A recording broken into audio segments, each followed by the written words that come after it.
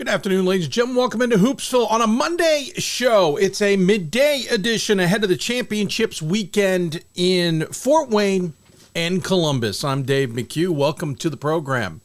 Cheers, as it were. We've got a jam-packed show. We are stacking up on the coffee. For those of you watching live and or on demand on the video, thanks for taking time. You saw me sipping the coffee because we will be doing plenty of that today. Lots to talk about in this show. It is going to be an absolute awesome one. Let's see. Where do we start on all of the guests we have lined up? We are going to hear from every single team who has made the championship weekends. And we're going to hear from nearly every single team who just missed out. How? Well, we stayed up late last night doing some editing, so we're going to have guests from every single program on today, though we're not going to have them actually. Well, it's complicated. My bigger point is, if you know this show, we tend not to repeat guests until about this time of the season. But more importantly, if we just had a guest on, we're not necessarily going to bring them back in because it's going to be very much the same conversation. So hats off to the Smith Pioneers to getting to yet another Final Four. But we just talked to Lynn Hersay and her squad on the last program. So we're going to hear from her post-game press conference, which probably a number of you did not catch after their big win at Bowdoin. So they won't be coming on the show like we traditionally do, but we will still get them. Otherwise, here's the lineup today. Buckle up. We will have a dual conversation with Caleb Kimbrough from number 1 ranked Hampden-Sydney and Tom Palombo from number 7 Guilford men's basketball teams. They're both to the Final Four, and they will be facing one another in the semifinals with a chance to go to the championship. That's coming up on Thursday, so we will talk to them both together.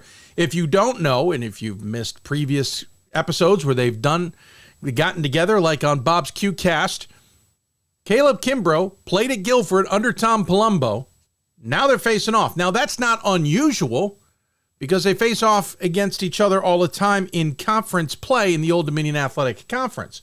But what is obviously unusual is they're playing each other for a chance to go to the national title.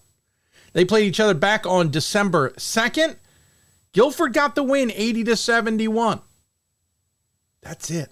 They have not played each other since. So it'll be interesting to hear what the two say about that. They're the 5:30 game. They're the first semifinal in Fort Wayne, and that's why we are getting them started here today. So that's coming up here shortly. We'll also hear from James Cosgrove from Trinity men's basketball. They've lost one game on a buzzer beater to Williams this season. That's it. They beat a really good Calvin team who beat a really good Randolph-Macon team somewhat. Now, I won't say easily, but they held off the Yellow Jackets at arm's length for a large portion of that game. And then Trinity came in and said, well, that was very impressive of you, but we're going to win. So we'll talk to James Cosgrove about Trinity's second ever Final Four. They are returning for the first time since 1995. Team that has been there 3 times since 2016 is the Wartburg women. Bob Amsberry joins us. They went all the way out to Rhode Island College, thanks in part to WNL knocking off the Anchor women in the Friday game. Wartburg's in another Final Four. They knocked off a really good WNL team to get here. We'll talk to him about the cross-country travel that the Wartburg women have been doing on a charter flight that's got prop engines. No, I'm sorry. That was Baldwin Wallace. I couldn't resist getting in the prop reference. But we'll talk to Bob Amsberry coming up from the 7th-ranked Knights. Then we'll pivot back to men's basketball. Actually, before that, we will hear from Smith and some others. Then we'll pivot back to men's basketball. Pat Coleman sat down with Brooks Miller from number 13 Trine men, who got a buzzer-beating win over Wisconsin-Platteville after hitting 2 free throws, essentially with no time on the clock, to force overtime. You'll hear from Brooks Miller and Pat's conversation with him on the floor of the MTI Center. Then we'll start hearing from some student athletes. We'll talk first with NYU's Natalie Bruns Belle Pellecchia, senior forward and junior guard. We'll talk about the rematch, as it were, of last year's quarterfinals, sectional finals, where they faced and unfortunately lost to the defending national champs, Transylvania. And then we'll talk to Transylvania. I got to update our website. It says Kennedy Stacey. It is not. It's Laken Ball and Dasia Thornton will be joining us from Transylvania to talk about said rematch and plenty of others. We get some great insight, too, on what they are all doing academically. It was an absolutely amazing weekend, as we all expected. No surprise that the games were good. Maybe a surprise in some of the outcomes. On Friday night, Hampden-Sydney got past Nebraska Wesleyan by 8. Guilford got past Christopher Newport by 2 in a bonkers good game. Sorry, that was Saturday night. What am I doing? I'm talking Saturday night, not Friday night. Of course not. Guilford was down in that one and hit a big shot with a few seconds left to go to get past the captains, who amazingly were on the doorstep of getting to the Final Four as the defending national champs with a team that was not at all the team that was there last year in many ways, even though there were a lot of similarities. Nothing against Tom Palombo. I was kind of looking forward to calling up Christopher Newport and getting John Krikorian on the show, maybe with some others, to talk about just how in the world Christopher Newport got it done this season, especially late with all the distractions. But Guilford gets the win. We'll talk to the Quakers. And Trine got past Blatteville, as we mentioned, with a buzzer beater in overtime. And Trinity got past Calvin in a 7-point game. Second half was tied. You could argue it came down to the first half. On the women's side, NYU, I wouldn't say had little trouble with Scranton, but they did beat them by 22. That game just distanced itself slowly but surely throughout. Scranton played pretty well, but NYU was just too much. Smith and Bowdoin, absolutely amazing game. Smith dominated in the fourth quarter after losing the third quarter 20-15. They won the fourth quarter 14-8 to win by 5 on Bowdoin's floor. We'll hear from Bowdoin's coach as well coming up. Wartburg got past W&L by 10, and it brings a close one heck of a tournament run for Mary Sleisner. Mary finished with 22 points and 18 rebounds in this game and 4 personal fouls, just for the record. And she, hang on, I'm double checking. I just had this. I got to find it. Scott, where'd it go? Shoot, I misplaced it. Hang on. Oh, I can't find it now. Here it is. Scott Peterson with a great tweet pointed out that since the ODAC semis, so you're talking to 6 games, okay? ODAC semis, ODAC finals, and 4 rounds of the NCAA tournament. Mary Sleisner averaged 30.8 points a game, 26.3 rebounds a game, 2 assists, 4.3 blocks, and 2.5 steals. She scored 22 points or more, and that 22 points came against Wartburg, 24 against Bridgewater, 24 against Catholic, 34 against Rhode Island College, 36 against Shenandoah, and 45 against Vassar. She had no less, 18 was against Wartburg, was the only under 20 rebound game that she had in those 6. The previous low was 24. She reset the rebounding record in the NCAA tournament 3 times. And then on block, she had Vassar and Catholic, she had 7 each. Rhode Island College, she had 5, and she had 3 against Wartburg, plus the steals. And she's a sophomore, people. She's a sophomore. Fascinating to see that. We can't wait to see how that plays out in her career. It's just amazing. But hats off on that note to Wartburg. And then Transylvania actually got past Whitewater 62-48. To be honest with you, that game was not as close as I expected it to be. Really expected that to be a more tightly contested game, but Transylvania put their foot down on the Warhawks. So on the women's side, if you're wondering, only one host got through, and that was NYU. Bowdoin lost in the sectional finals. Whitewater lost in the sectional finals, and Guilford, Rhode Island College lost the night before. On the men's side, all 4 hosts got through. That is the first time that has happened since 2000, since automatic bids got put in place for Division III. It had not happened prior, or at least the way the automatic bids are done now. The average number or percentage of hosts winning and moving on to the Final Four was below 50% coming into this weekend. The fact all four got through is mind-blowing. And I know Todd McGinnis at Case Western Reserve certainly harped on being the number one seed and traveling. Randolph-Macon has been, I think, quiet about it. I don't remember hearing Josh Merkel necessarily harp on it, though I know behind the scenes they were a little frustrated. But it's not like, by the way, Case Western Reserve, all due respect to Todd, hadn't gotten the advantage of that a couple of years ago, if you all remember. They hosted the second weekend when the top seed didn't put in papers to host. So Case Western got to host essentially as the only one able to host.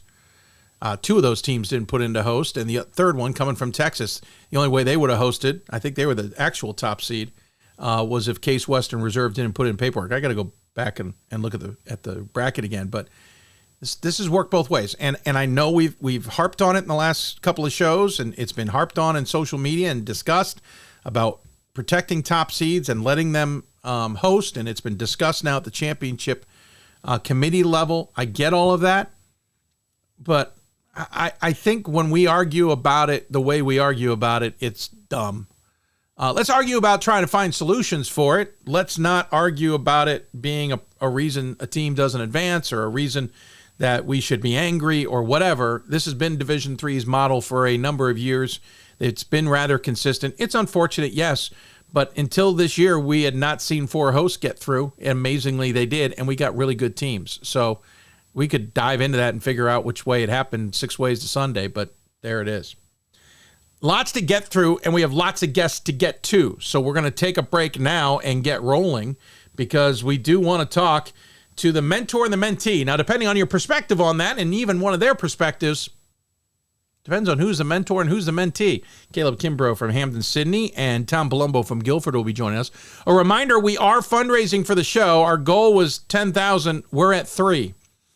We've been stuck there for a little while. If you have a Venmo account, you can use that to send us a donation. We also have a Cash App that can send us donations. You can also send us a check if you want. Contact me. I'll let you know how you can do so. We also have the Give Butter campaign that you can find on the show page if you want to use that. That's got a weird number in terms of what our goal is, but you can use that to donate. And we also have equipment you can purchase if you'd rather go that route, if that's something. And we have had people interested in doing that. We'll talk more about it later, but please keep information on Venmo and Cash App is sitting on our screen.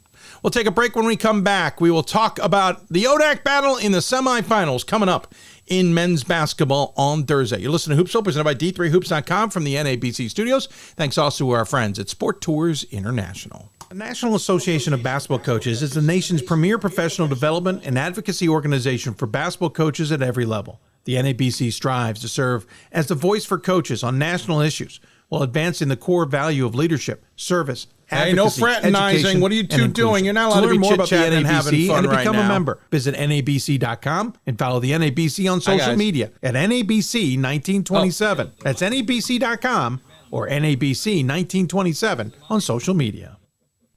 Hey guys, you well? I used to never really talk. Can you hear me? Ever. Yeah. Yeah, no, sorry. I was my computer, afraid if I said sometimes I something mute wrong, things on this one so I can everyone hear would them on laugh the at other, me. and I wasn't sure if I'd unmuted things. But then I started to play golf. Just bear with me. I'm just punching in the code here to get you guys into the programming. Thanks for taking the time. I really appreciate it. I know it's been busy and everyone else trying to figure out things speechless. logistically from what you guys are doing, so I appreciate you finding the time.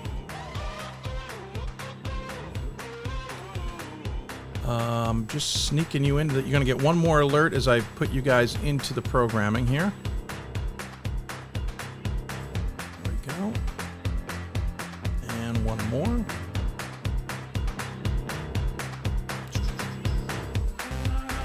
There we go. All right. So real quick, I'm going to play sound from Krikorian. That's definitely on his post game, so that's going to take a couple of minutes before we get into it. It's just the easiest way for me to slide in. Opportunity for me to go to college. Is that right? Not only was I the first one in my family to graduate college, I was really the first one to even go. And then we'll get into the conversation. So I'm just going to get Krikorian sound coming up short, and then we'll hear from you guys. What's the next step? Actually, you know what? No, I'm going to change it. I'm going to go with you guys. Krikorian's going to finish. We'll wrap it up. That's what I'm going to do. I played football. Any questions for me? We've got more schools than Division 1, fine. more fans than Division 2, more upsets than March Madness. There's nearly 850 programs with over 11,000 games leading to 2 national championships. And we've been covering it all for over 2 decades. From Eastern to Occidental, something I'm Puget trying to wrap my Sound head to around, Piedmont, from Southwestern to the University of New England, and from Hope to County. that. Nobody covers Division III basketball like well, we do. let's see. I got about a minute 30 here, so let me get a quick at tweet out. www.d3hoops.com. And then we'll get going. It's on and us again, to thanks for the stop time, sexual guys. assault. In any way that we can. To get a friend home safe. To never blame the victim. It's on us. To stand up. To make our community Well, that was the point. safe for Yes. all. It's on us. It's on us to look out for I am trying to ride his wave on us. hard. Be more than just a bystander. To step up and say something. It's on us. All of us. Hey, were you on the Sexual Caleb? You weren't there for Jordan Snipes' shot, right? At itsonus.org. You were there. Yeah, I couldn't remember what year was what. Okay. If I lose, I'll respond with respect. So you had the best view. You had the best view. If I win, I'll back it up with humility. If I fail, I'll rise up with honor. It's tough for us to put it all on the line. Right. Don't undo my hard work with I poor called that one. sportsmanship. Respect. It's the name of the game. Coach of the Year, Administrator of the Year, All-America Team, Wade Trophy. The WBCA doesn't just honor coaches, but players, administrators, and much more. The WBCA strives to honor those who have contributed to the advancement of women's basketball. Celebrate the present, honor the past, look to the future.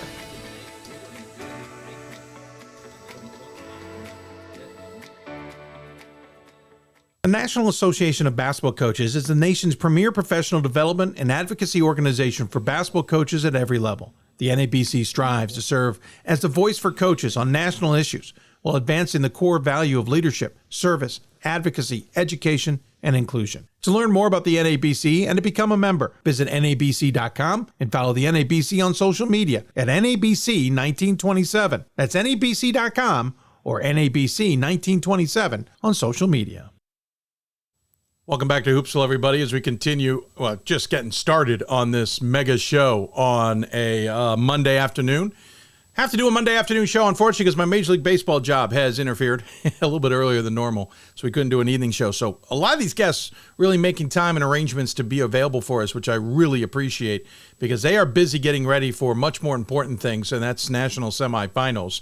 The first one out of the gate on the men's side will feature 2 Old Dominion Athletic Conference foes, and 2 who know each other extremely well.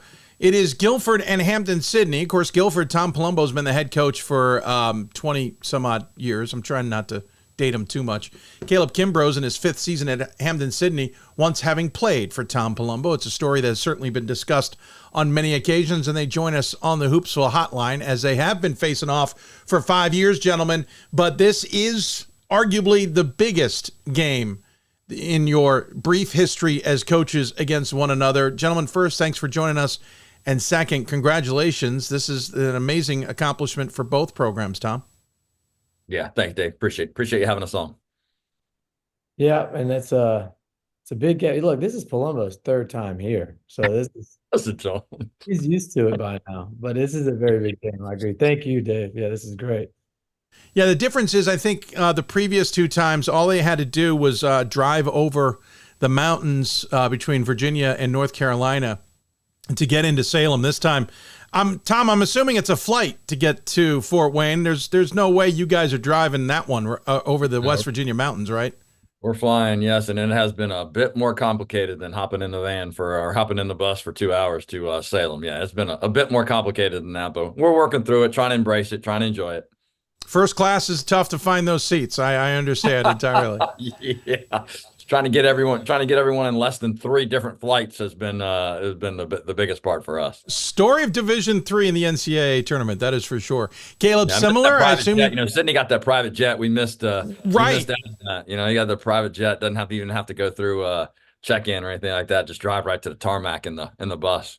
I was asking, what do we got for transportation, Caleb? Are you guys heading to Roanoke for that nice charter flight? We got to pick the color of the private jet. That's what it is. There's several that are lined up, and we pick which color that we want to. Oh, man. I can't wait to use that in the middle of the NCAA broadcast. Hampden-Sydney's biggest challenge this week was finding the color of the plane they wanted. Oh, man. No, yeah, how are you guys getting there, Caleb? It's hard to get to Fort Wayne. I mean, we're having to choose whether to leave crazy early or split up your team or whatever the case is. But yeah, we're going to leave out of Richmond, and it's not going to be. We found a way to get us all together, which is going to be great, but it's not easy. Wow, out of Richmond, yeah, not even convenient. Yeah, that's what, a 2-hour drive for you to get up there. Yeah, about hour 20. Oh, okay, better than I thought. Very nice. Hey, listen, you guys have played each other before. This isn't new on that aspect. In any way. I mean, you played each other earlier this season in conference play, interestingly just once, but you play each other about twice a year in the 5 years that Caleb has been at Hampden-Sydney. And so, the allure of the mentor and mentee is certainly maybe rubbed off a little bit on this. But gentlemen, this is a different level. We're at the semifinals of the national championship. This brings a whole different connotation to it. Caleb, I'm kind of curious. First, high expectations all season for this program. I think everyone had penciled you into the Final Four. You had to get there. What's this road been like? Yeah, honestly, anytime I thought about what anybody else had to say, it made me, kind of lose sight of the important stuff. So I try not to put too much pressure on the team or our staff in the sense of everybody, talking about you and just focusing on trying to get a little bit better. I think we've done a really good job of that, just controlling the things that are right in front of us. But it's been a really fun ride. I mean, everybody, coach including, has been like, hey, enjoy.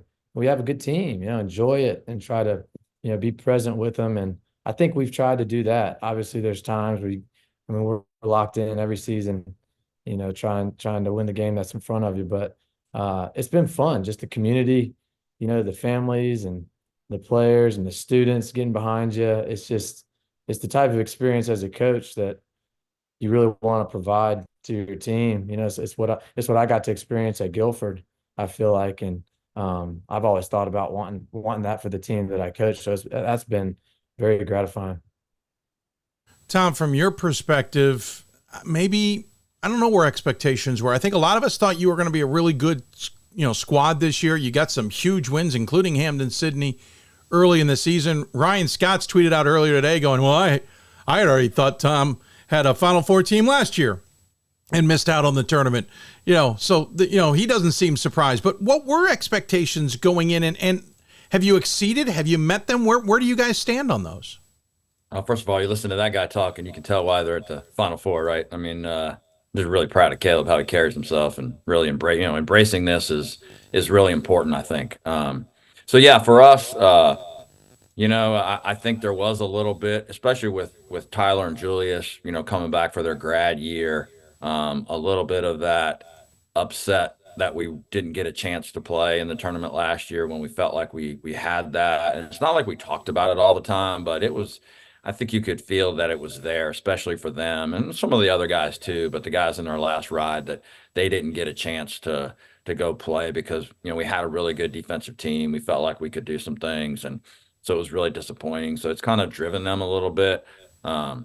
Although, NODAC tournament, we weren't there very long. So it didn't help us there. We were there for a cup of coffee and then back on the bus home. But getting another opportunity, getting a second chance. There you go. Here's my 12th one of the day.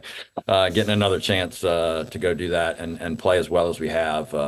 Again, we're just like Caleb said, we're trying to embrace it, enjoy it, and have fun with it, because the memories that you make, however it goes from here is however it goes, but the memories that we've already made are going to last a lifetime, not just for the players, but for the families of the players, the community, the students here at Guilford who have come out to the games the last, 2 weekends has been just incredible. And I'm glad everyone got to take part in that and have fun and enjoy it. And I think everyone did enjoy it. Virginia Wesley not being in the tournament, at least on in front of you as a foe, probably helps. Losing to them twice at the end of the season, Tom. You're probably glad the Marlins, I know it's your alma mater, but you're probably glad the Marlins weren't necessarily in your way.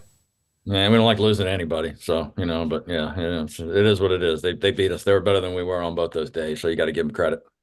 You got a chance, both of you, to experience home the whole time. Now you're going to have to hit the road. And, that's certainly an advantage to some degree, Tom. But, your place of all places certainly has a different aura to it. Is one of those places that you talk about the diehards in Division III. They say, I got to get to Guilford, which I still haven't done. I know. We're going to do it. I've driven around the campus. But what is, you have been home, but you also were at the ODAC tournament. Yeah. Did you get how do you get ready for now hitting the road? Is it, after 4 games, is it that big a deal? Are you guys kind of ready to hit the road and adjust to that? Yeah, I don't think it's a big deal. Everyone in league play and all the leagues across the country, you play on the road, if not once a week, sometimes twice a week, and then you may get a home stand of 3-4 games or whatever, and then you're back on the road. So no, I don't think it's a factor. I think it's more for us, the logistics of travel for all of us, Caleb too, just the logistics and things being different once you get there. It's a different kind of a situation. But again, I think you embrace it, you enjoy it. And yeah, it's going to be a little different, but once you tip it up on Thursday and, they're keeping score and they got referees, it's another basketball game. Yeah, it's like Hoosiers, right? It's still 10 feet and 94 and all that stuff. I don't know if we can use that anymore. I don't know if the kids nowadays, and I don't know if they've seen the movie Hoosiers or even heard of it. So I don't know if we can use that one anymore. Back 15 years ago, maybe we could have done that. No, I hear that. We mentioned a couple of movies to our kids recently that are just epics. They're like, "Oh, what are you talking about?" And my wife and I, our hearts broke. Like people still think LeBron's better than Michael Jordan, man. They don't know who Michael Jordan is, man. It's crazy. It's a crazy world. Don't get me started. You're also from North Carolina. You have no choice. But I agree with you. Caleb, I don't want your answer. I don't want to have my heart broken again, just in case you don't agree. But I am curious. Caleb, another great place in Division III. You guys got to play at home and get there. The Fleet Center is certainly one of those people talk about too. And the atmosphere this past weekend was amazing. But again, you hitting the road.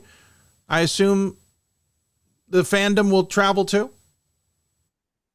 Yeah, I think we'll have some people. I've had some people telling me they're coming out. People get excited. At Hampden-Sydney, everybody always talks about the Tony Shaver years. There's so many years where the Hampden-Sydney teams were in the NCAA tournament. They're fighting for ODAC championship, and they made runs in the NCAA tournament. And that's what people get really excited about that. And I think those people have supported the program even once Coach Shaver left and went to William and Mary. So I think you get a lot of those people that'll try to come to Fort Wayne or at least be tuned in to the stream and going on the road. It's exciting for us. I've never been to Fort Wayne. I don't think a lot of our guys, that's been a destination for them just to go visit outside of this type of experience. So, we're excited about that. And I think we played a lot of teams further away this year because we thought we had a good team. We wanted to go play some good teams on the road just to get away after experience that travel. So, we'll lean on those experiences and be excited about it. Not to belabor, obviously, Fort Wayne being the host, the building does an amazing job, those at the Coliseum, but it's kind of disappointing we can't have this one in Salem because that place would be absolutely filled to the rafters for this game. And interestingly enough, the committee being sneaky funny, having Hampden-Sydney and Randolph-Macon on opposite sides of the bracket for the potential of that to happen. It obviously didn't. Again, on to the semifinals. You guys played each other back in early December. Caleb, is that a game you can lean on? You guys know each other so well. Caleb, I know you run stuff that's similar to what Tom runs, or at least that's what you've said you do. I don't know. Tom can agree with us or not on that. But can we lean on an earlier game? Can you all, or is this just when we all know each other? It's just a matter of who's going to execute better. Yeah, I would say all my core type of values are definitely from, I spent 10 years with Coach Palombo, It's 4 as a player and 6 as an assistant. So, yeah, definitely my core values would carry along. And we just know when we play teams like Guilford, yeah, that game was great. I thought that game helped us throughout the remainder of the year because we really got exposed in a lot of areas. I think there's several teams in our league that can do that to you, but Guilford definitely being one of them. So, like you never want to lose the game, but I thought we left that game and, we looked at the film and we found a lot of ways that we can get a lot better. And yeah, I mean, I think going into this matchup, I mean, I do think that we'll both have an idea of how each other will play. I know the way Coach watches film, and both of us are going to be ready for the game. I just, you got to kind of do what you do better than they do what they do, kind of deal. I'm curious, will this be a decently scoring game? Because you two have gotten in some real defensive bogs, to say the least. We can always go back to the Randolph-Macon game against Hampden-Sydney, 48-46. You also played Nebraska Wesleyan to a 68-60 game. Tom, you guys played Christopher Newport to a 50-48 game. Going back to that game in December, it was 80-71. Tom, where is this game probably going to be? Do you think it's going to be a low-scoring affair where your two defenses just bang on each other? Or do you think either offense can get going a little bit and we see a little bit more of a high-scoring affair? Man, if I could answer that question, I wouldn't be sitting here with you guys, man. Touche. I don't know, man. It's you're going to be playing in the Final Four in a different arena. You just don't know. Caleb said it best. They're going to do what they do and try to do it better than we do what we do. And we have the same. It's the same thing. You're going to try to be at your best when your best is required. And if you're not, you're going to play against another team that, and if they're at that level, they're going to beat you. I mean, it's just that's what it is. So, it's going to be I'm sure it's going to be a knockdown drag out like it always is. Rebounding obviously big for both of us, and that's what a lot of the games come down to for us. But one team could be making a lot of shots, and you just don't know. Like I said, man, if I knew the answer to that question, I'd be hanging out with you guys. Man, I'd be in Vegas somewhere. No, good point. I probably shouldn't have asked it the way I did. But hey, Jim Haney's in charge of officiating and lining the crews up. I don't know if he's got a sense of humor or he's smart enough, you could debate this, to put ODAC officials in here so you all at least know what to expect. You're probably not getting ODAC officials, though. You're probably going to get a trio who doesn't know you as well, maybe doesn't know the ODAC as well. Is that kind of the X factor in this, Tom, and how this game's going to get called and how you all adjust to the game? Because it may not be a prototypical ODAC game between the two of you. Nah, man, I'm not worried about the officials. I'm more worried about Brazel and Hub and all those guys, man. Those guys got all my attention. I can't control any of that other stuff, and we got to worry about his dudes, man, because he's got some players. No, fair point. But Caleb, I'll ask you the same. That is a bit of a factor here. Do you guys at least have to talk to your team about, hey, this isn't a prototypical game because we're going to get maybe different officials. We have to adjust to that. If we got some officials that'll give Julius Birch and Tyler Dearman, quick 2 fouls in the first 5 minutes of the game, I think it might make a little bit of a difference. So we'll see. We'll see how that goes. I like how you guys mentioned your other opponent's players, so I don't have to ask you about specifics. You guys just went and go ahead and said, these are the guys we're going to be watching and paying attention to. I like that. That's well done. Quick about players, though, Tom. Your star, your Jostens finalist, has a really rough night against Christopher Newport until you needed him, until he got that opportunity, until he found a way to the rim. Sometimes it's not how many points you score, it's the amount, it's the one particular shot you hit that's the difference. Wow, that game certainly personified that. Yeah, I was glad to hear afterwards. Sometimes I'm not aware of what stuff that goes on during the game and the guys talking and things like that. But I was in the post game presser, hearing Luke and Julius, really, really good, because I'm trying to talk to Tyler throughout the whole thing too. But those guys just saying, hey man, we believe in you, and you're going to get through this. You're going to get it. You're going to make the next 10. And then Tyler saying, hey man, I got you on the last play before. Hey, he's like, I got you, man. I got you guys. I'm going to do this. And you just like to hear that, and the confidence and hell, when I was asked afterwards, it was like, what were you thinking when you made that last basket? Shit, I was thinking, man, can you make one? Like, just make one. Like, Like you haven't made a basket the entire game. Can you just make one? No, just kidding.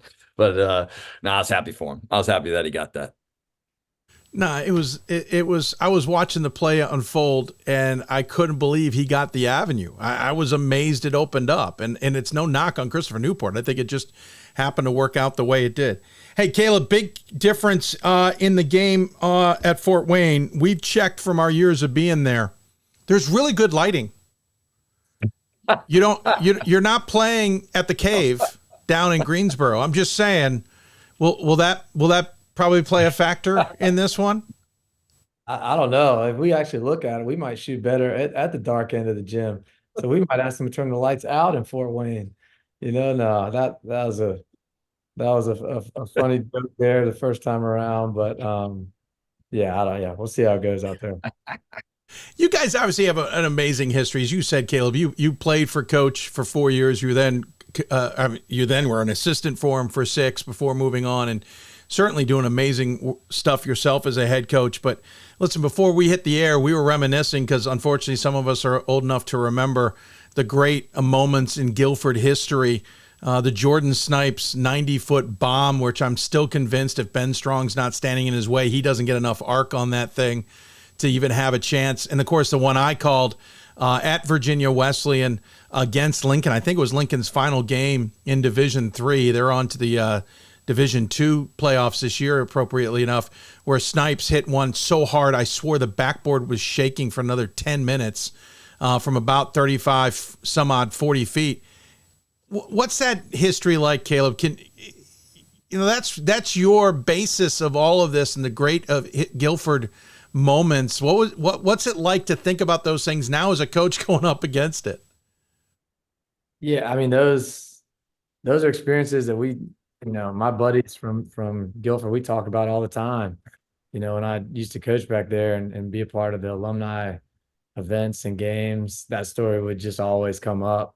And everyone tells it a little bit differently, which is hilarious. But, what's funny is we played everybody twice in the ODAC back when I played, and you played Saturday, Sunday.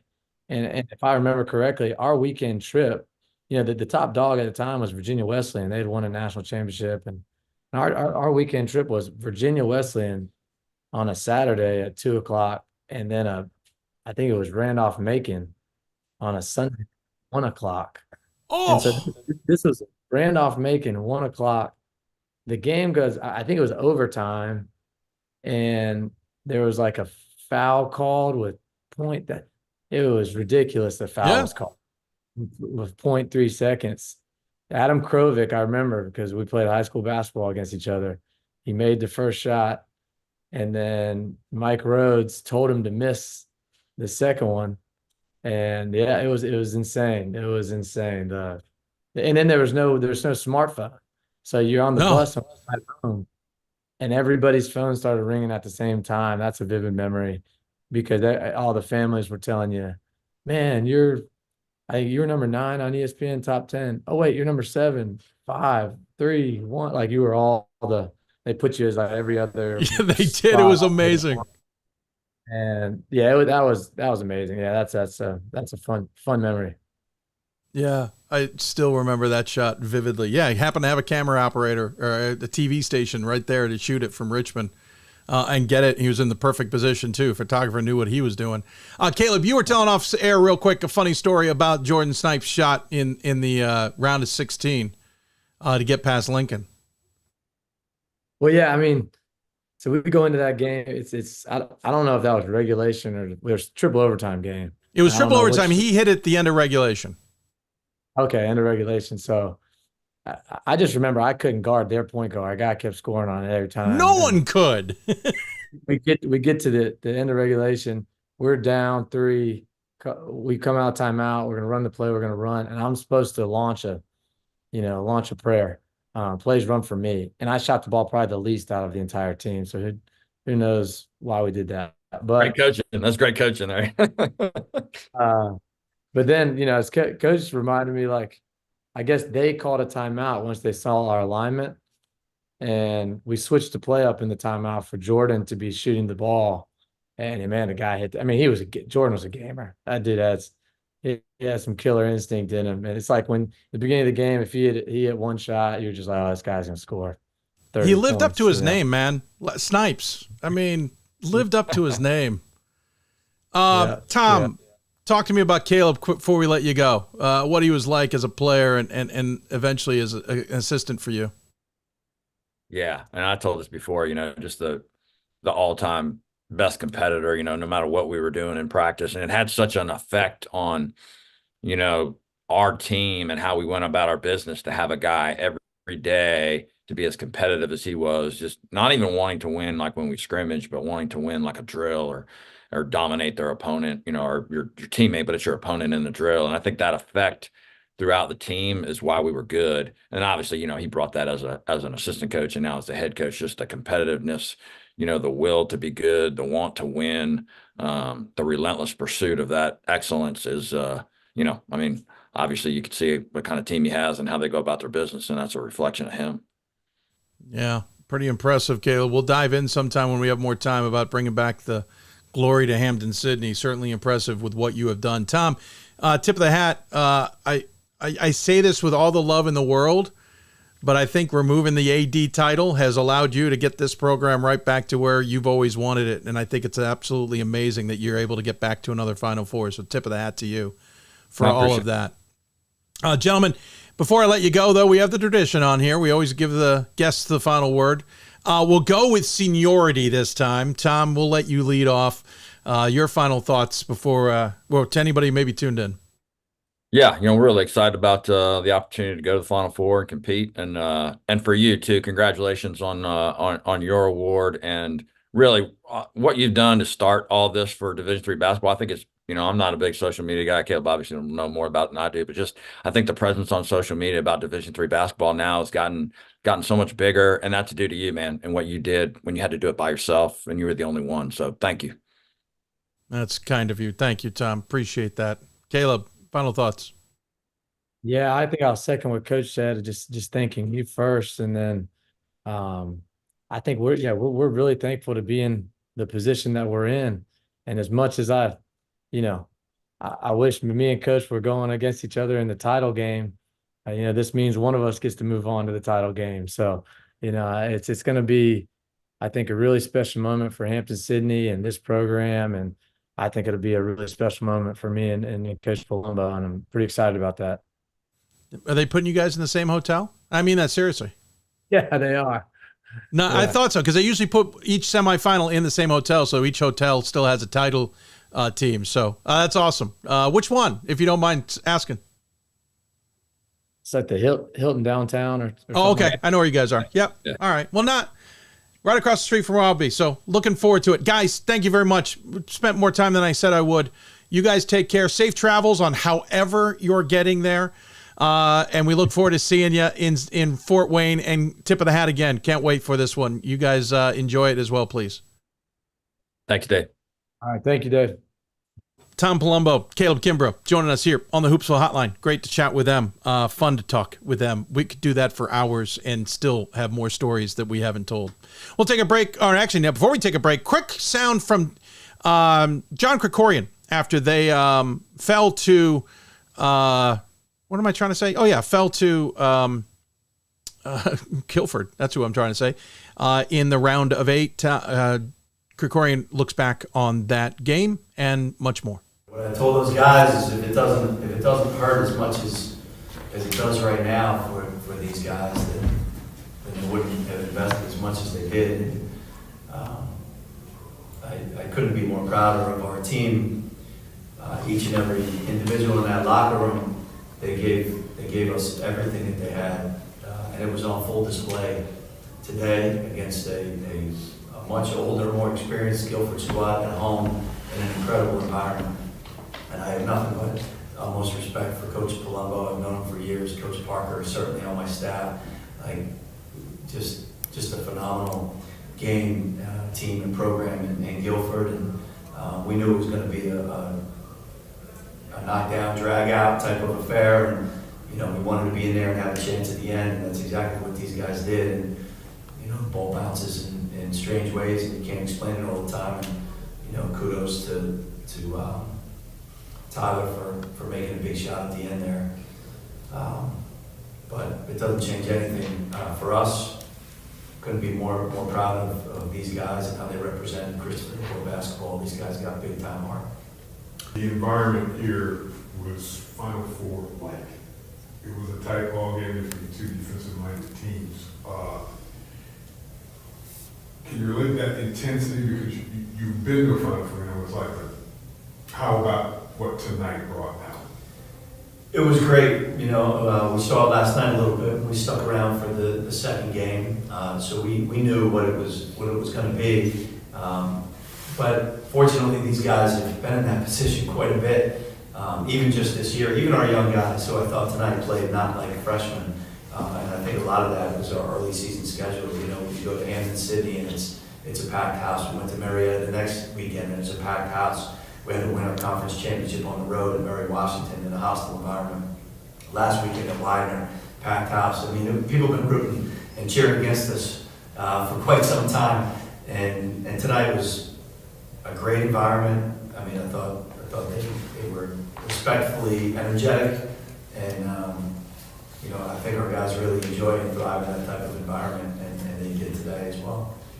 Down 8, as Bryce mentioned, the quit did not leave you. You got back into it. What motivated you? What were your words to them that got them to get back in and make it close? Well, as I said, strategically, it was just to spread out and just play a little more free. I mean, just attack the paint. They do a great job collapsing, but we felt we needed to be a little more aggressive and spread the floor and attack the paint a little bit. Other than that, it was these guys just having heart, and there's no quit in them whatsoever. There was no panic in the huddle. We've been down before. There were smiles in the huddle. The guys saying, "Hey, we got this. We've been here before. We know what to do," and they did it. And just really impressed by that point in the game and what these guys were able to do to come back and take the lead. Great conversation, or great sound there from John Krikorian as Christopher Newport fell just one game shy of the Final Four. Got so much content today, we're literally going to pivot without taking a break into another semifinal on the men's side. The Trinity Bantams have only lost one game this season. They're on to the national semifinals on the right-hand side of your bracket. As they were hosting the Randolph-Macon pod due to travel circumstances, knocked off Tufts on Friday, and then had a very tough Calvin squad to have to deal with the next night. And even Calvin fans were pretty impressed with what the Bantams did to win that one. For their first time since 1995, Trinity is back in the championship weekend, and joining us on the Hoopsville Hotline to talk about it is James Cosgrove, the head coach of the third-ranked Bantams. Coach, first and foremost, congratulations on the season. The last time you talked, I kind of feel bad. We had you on the marathon. You guys went out. Then we talked to you on a Thursday, aired on a Friday. You went out and played Williams that night, and they beat you on a buzzer beater. I'm not saying we had any responsibilities with that. I'm just saying I feel bad about it. Yeah, no, all good, and all those things help you down the road. So, we've had a nice run, and like you said, a tough loss at Williams, and help shape us a little bit, and for this stretch run. So, it's all been good, and got a good group and working hard, and we're real excited to compete this coming Thursday. Yeah, I was going to ask you about that right away. It was like, what did you guys learn in that game at Williams? It was the first and only loss of the season. It came right at the end. You had a really good battle with a good Williams squad. But how did that kind of evolve the rest of the season? I've talked to a lot of teams who say over the years, listen, undefeated is great, but sometimes that loss, especially late in the year, can kind of help wake everybody up to understand the challenges ahead, and we're even better after it. Is that true with this team? Yeah, we're definitely better for that game for sure. And Williams is a very good team, very well coached. And we had the chance to play them in our conference championship game, and we learned a lot of things in the first game, and took that and worked on some things. And I think it's helped us at the end of the season in our conference tournament and in the NCAA tournament for sure. Yeah, that was the other factor. Because they beat you on that buzzer beater, they hosted the NESCAC tournament, so you had to play them at their place yet again. Obviously very comfortable with that and kind of motivated, I would assume, too. You weren't going to let that happen twice. Right, exactly. We were motivated. The kids were, very, very steadfast in their thoughts of, we need to, be tunnel driven and be ready to go and one day at a time and keep coming and keep working. And, I think we did that, and it really helped us in that game, and it's helped us all year. And our kids have been real resilient. And I think coming back from that, that situation the first time on the road really helped us and really motivated us for the second time and beyond. The other thing I picked up on those Williams games is you lost 55-54 at their place, and then you beat them 59-52. Really low-scoring affairs. Calvin, 69-62 against a team that can absolutely put it up offensively. They put up 70-plus points against Carroll and Randolph-Macon. They put up 93 against a really good Elmhurst team. Yeah, it seems defensive is your calling card, but wow, you guys can put up points too. You put up 83 against Utica. You put up 93 against Bowdoin. You've had a number of 80 and 90-point games. So I'm kind of curious. Are you more defense, lock everything down, and the offense can score if it wants? Are you more of an offensive team that has gotten into some defensive struggles? It's kind of, you've been all over the place. Yeah, I think our philosophy, and I think our kids have really bought into this, is we're a defensive grinding out team, but we also have a lot of nice weapons offensively, and that really has kind of helped us to put the points on the board where, I think we're a team that, we can beat you, 53, 52 or something like that, but also we can get 80 or 85 on the board also and still play our stout defense. So, I think that's why we're where we're at, and why we feel so comfortable playing anybody is because, we have very good players that can put points on the board, and our defense is very strong to go along with that. This NCAA tournament you've been able to experience at home, just as we got done talking to Caleb Kimbrough and Tom Palombo, who did the same. They've been at home the entire first 4 games. Thanks to a Tufts win, you guys got to be at home this past weekend, thanks to them knocking off NYU. So you've beaten Utica, Swarthmore, a very good Swarthmore team we should point out as well, Tufts and Calvin all at home. How important has it been for this program to be staying at Roy Osting's gymnasium instead of maybe hitting the road? Yeah, it was phenomenal to play these 4 games at home. And, you talked about Tufts, and I want to put a shout out to Tufts and Williams. We only had 3 teams get in the NCAA tournament, but all 3 went to the Sweet 16. And, I tell people all the time, if we have 4 in, or 5 in, I wouldn't be surprised if 4 or 5, made a run. So, first and foremost, I just think the schedule we have in our conference makes you ready to play these type of games. And like you said, we were on the road. We played Tufts at Williams in our conference semifinals, and then played Williams on the road in our conference final. So we've been on the road, and we've won some big games on the road, and then we were fortunate enough to play 4 at home in the NCAA tournament. So I think we feel real comfortable in Oosting Gymnasium, but also I think we can travel well as well. Absolutely, clearly. Yeah, by the way, I love how you said only 3 teams in the NCAA tournament. There are conferences like mine that my alma mater sits in who would kill to have 3 teams in the NCAA tournament, but well deserved. And to your point, they all played well. Tufts came on really strong there, and you guys had to face them, unfortunately, in that round of 16. It was a 70-53 game. I'll be honest, that wasn't as close as I thought that game was going to turn out. How did that game play out from your perspective?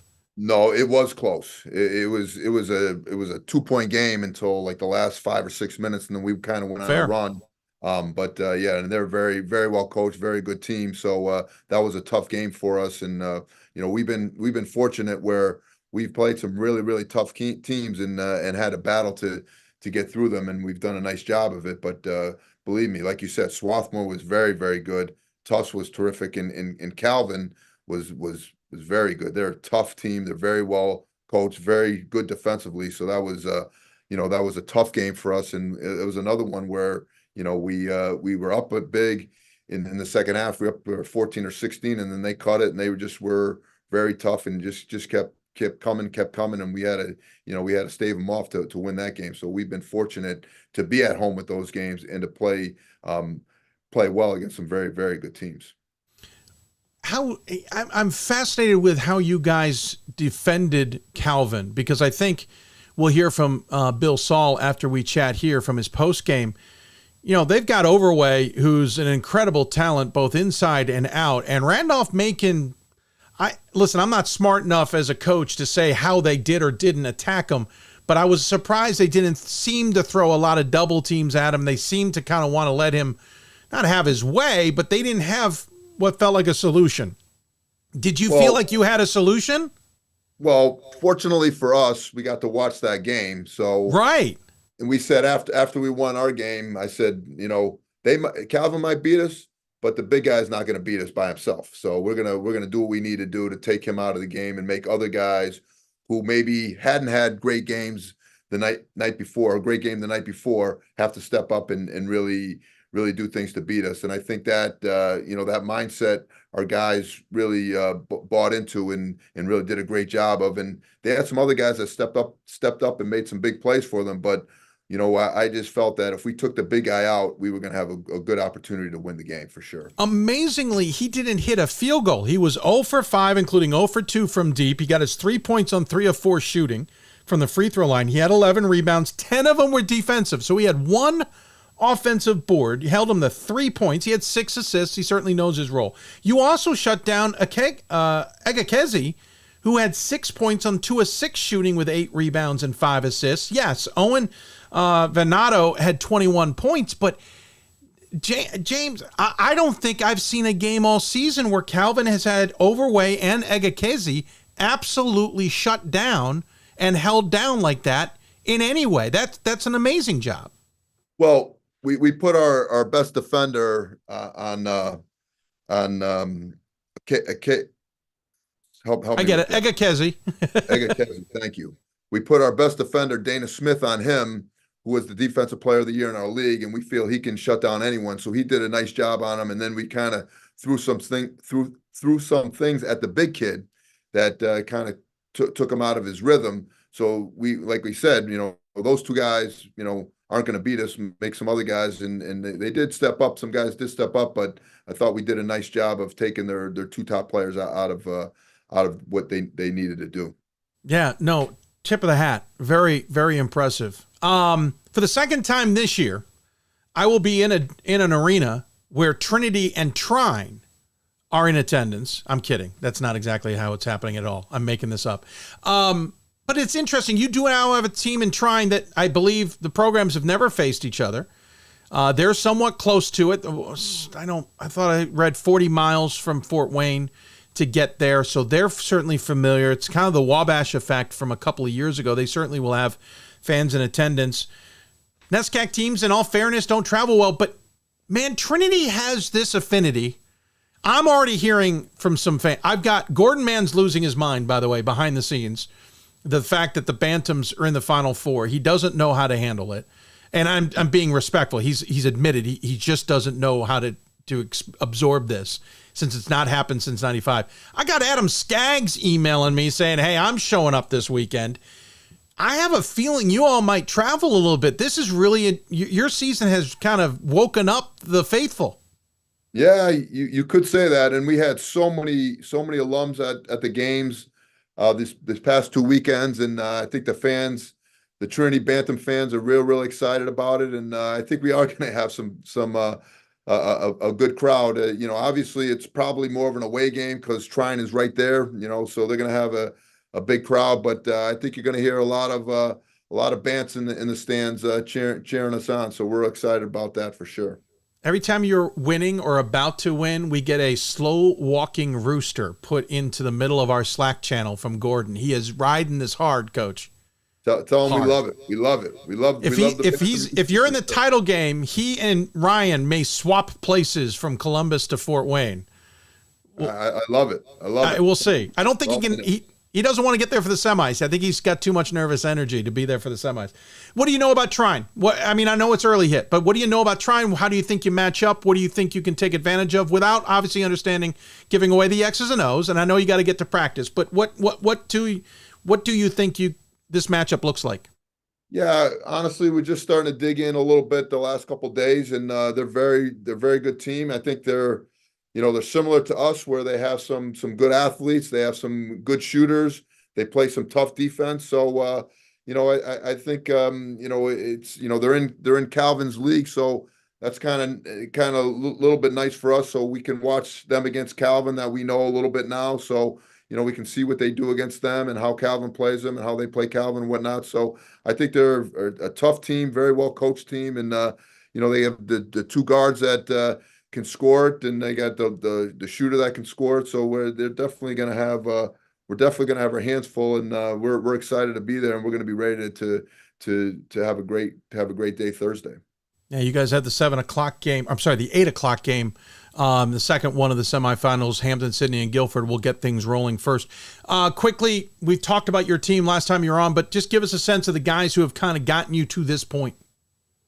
Yeah, well, to be honest with you, our starters have been terrific. So Will Doran, our point guard, Henry Vetter, who had a big night against Tufts as our two guard, Jarrell Okarugo, who's a 3-man who's done a terrific job for us. Another sophomore. That's 2 sophomores.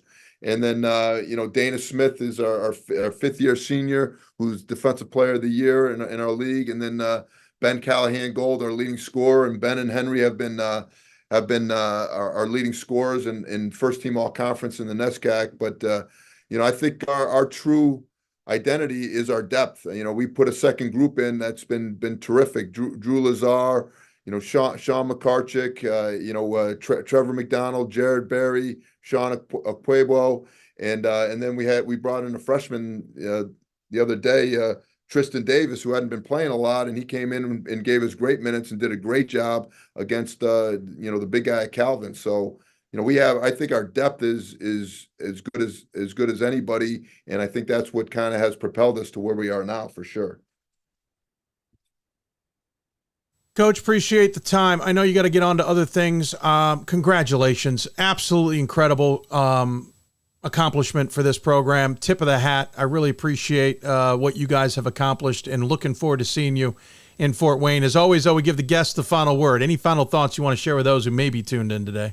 Well, Dave, thank you very much for having me on again. I really appreciate it, and we're just really excited, and I want to say this the right way, because our guys are really fired up to go to Fort Wayne and to compete and have a great day on Thursday, and hopefully be able to do some good things Thursday for sure. Now, I'm sure you guys will be coming in ready to go, and I can't wait to watch that game. Look forward to seeing you. It's just awesome. Take care of yourself. Safe travels. I know we didn't talk about how you're going to get there, but at least you're near Hartford Airport. I think that's going to give you an advantage, right? Well, we hope so. We're still working all that out, so we'll get there and be ready to go for sure. Well, at least just get to Bradley International. We'll go from there. All right, sounds good. Coach, take care. Thank you for the time. All right, Dave. Take care. Good talking to you. James Cosgrove joining us here on the Hoopsville Hotline. Great to see Trinity there. I'm kidding. I love Gordon. Behind the scenes, he's going crazy, and it's fun to watch. Quickly before we get to break, and then we're going to pivot and talk to Wartburg women's basketball. Bill Saul talked about this game afterward, and really quickly what he thought of Trinity and how Calvin came so close. Yeah, I thought we played really hard. We did just had some struggles offensively. Credit to them. They really defended, I thought, extremely well. I thought we just defended really well. The things that we wanted to do, I thought we were super successful with.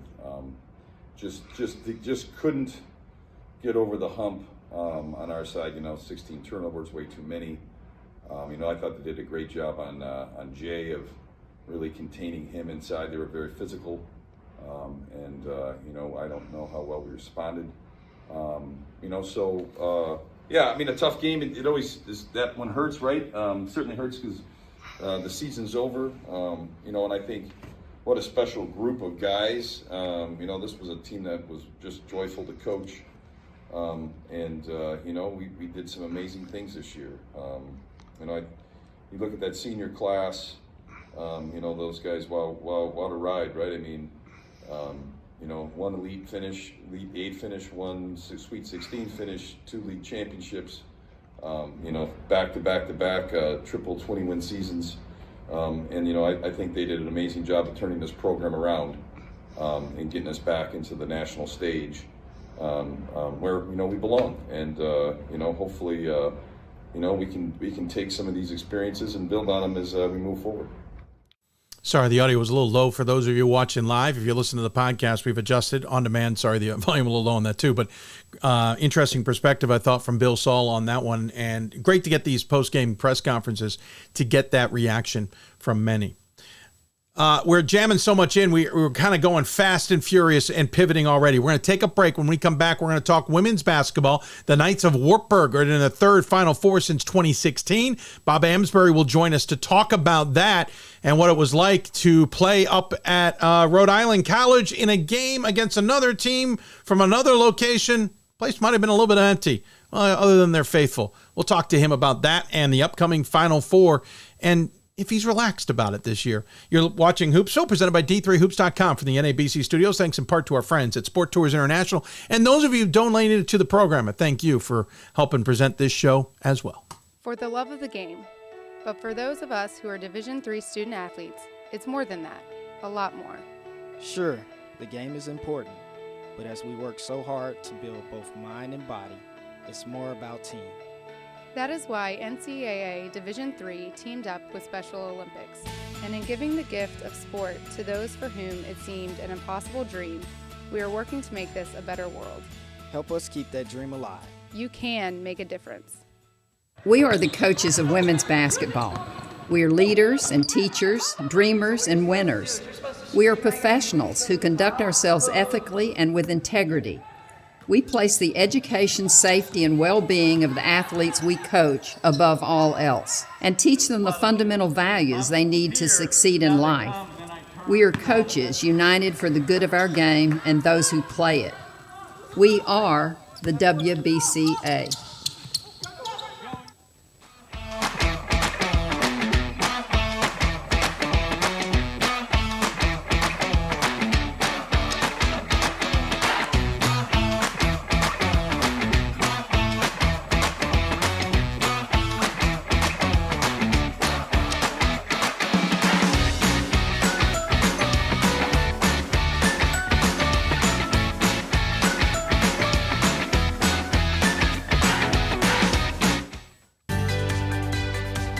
Responsibility is being accountable for your words and actions, first and foremost. It also is an obligation to be a positive influence in the communities around you. Being in a D3 program, you're going to have lots of different opportunities. You're not just an athlete, you're also involved in student life. Your academics are extremely important. We give a lot of our student athletes responsibilities right from the start by giving them leadership opportunities, by having them engage in the community, be a positive influence. That's being a responsible person. Sorry, I keep muting the other computer. Howdy, sir. How are you? Only 2% would go pro. Good. Thank you. Thank you so much. I realized you were traveling yesterday, and not get a shoe contract. I'm sure my brain was just not fully computing everything that needed to be computed there. But thank you for joining me. I appreciate it. You're going to get a little alert there that I'm recording or whatever. Just you can just hit OK. We're good to go. I'm just going to send out a quick tweet and get rolling. Actually, I'm going to play, before we get to it, a quick soundbite Division from more upsets than March Madness. There's nearly 850 programs with over 11,000 games leading to 2 national championships. And we've been covering it all for over 2 decades. From Eastern to Occidental, from Puget Sound to Piedmont, from Southwestern to the University of New England, and from Hope to Calvin. Nobody covers Division III basketball like we do. We're D3Hoops.com at www.d3hoops.com. I did receive a non-athletic scholarship upon entering school. I got the presidential scholarship, which was huge for me. I think there's more opportunities for academic scholarships in Division III. I did receive academic scholarships. Just being involved on campus, being a leader, all those things combined, and I got 40 seconds. Get me recognized. Very conversational, as we normally do, Bob. No surprises here. I am But like I said, I'm going to play that soundbite at the beginning. Coaches Some is the quick nation's breaking premier news before we professional get to that, development and then the quick advocacy soundbite from them, organization and then for we'll get to basketball you. coaches at every level. The NABC Thanks, Coach. strives to Appreciate serve it. as the voice for coaches on national issues while advancing the core value of leadership, service, advocacy, education, and inclusion. To learn more about the NABC and to become a member, visit nabc.com and follow the NABC on social media at NABC 1927. That's nabc.com or NABC 1927 on social media. Welcome back to Hoopsville, everybody. I think my mic was on once again during a commercial break. I apologize. So you heard me chit-chatting with Bob Amsberry as we get ready to chat with him. I keep reaching for the mute button. I'm not so we redesigned it so I wouldn't have the audio not turn on when we come in and out of breaks and other segments. And now it's not working that way either. So we'll figure it out in the offseason, come up with a better system maybe. I don't know. Quick breaking news. It's just been released. Fontbonne University will be closing in a year. They're going to go one more year as an institution, but Fontbonne has announced that they will be closing as an institution. This is going to be a theme in colleges across the nation, especially in Division III. We are going to lose institutions in Division III. Some predict about 5%, which isn't that big if you think about it. 20 to 25 schools is about 5% of Division III. But we'll keep an eye on that. But Fontbonne has announced, again, they're going to be open for another year, is my quick read on the story, but closing after the 2024-25 academic year. Pivoting to women's basketball, Rhode Island College, one of the undefeateds who are hosting this weekend, didn't even get past the Friday game as Washington Lee and Mary Slicener again had an absolutely dynamic day beating the hosts and set up an interesting game in the second one as Wartburg women were able to get past their foe on Friday.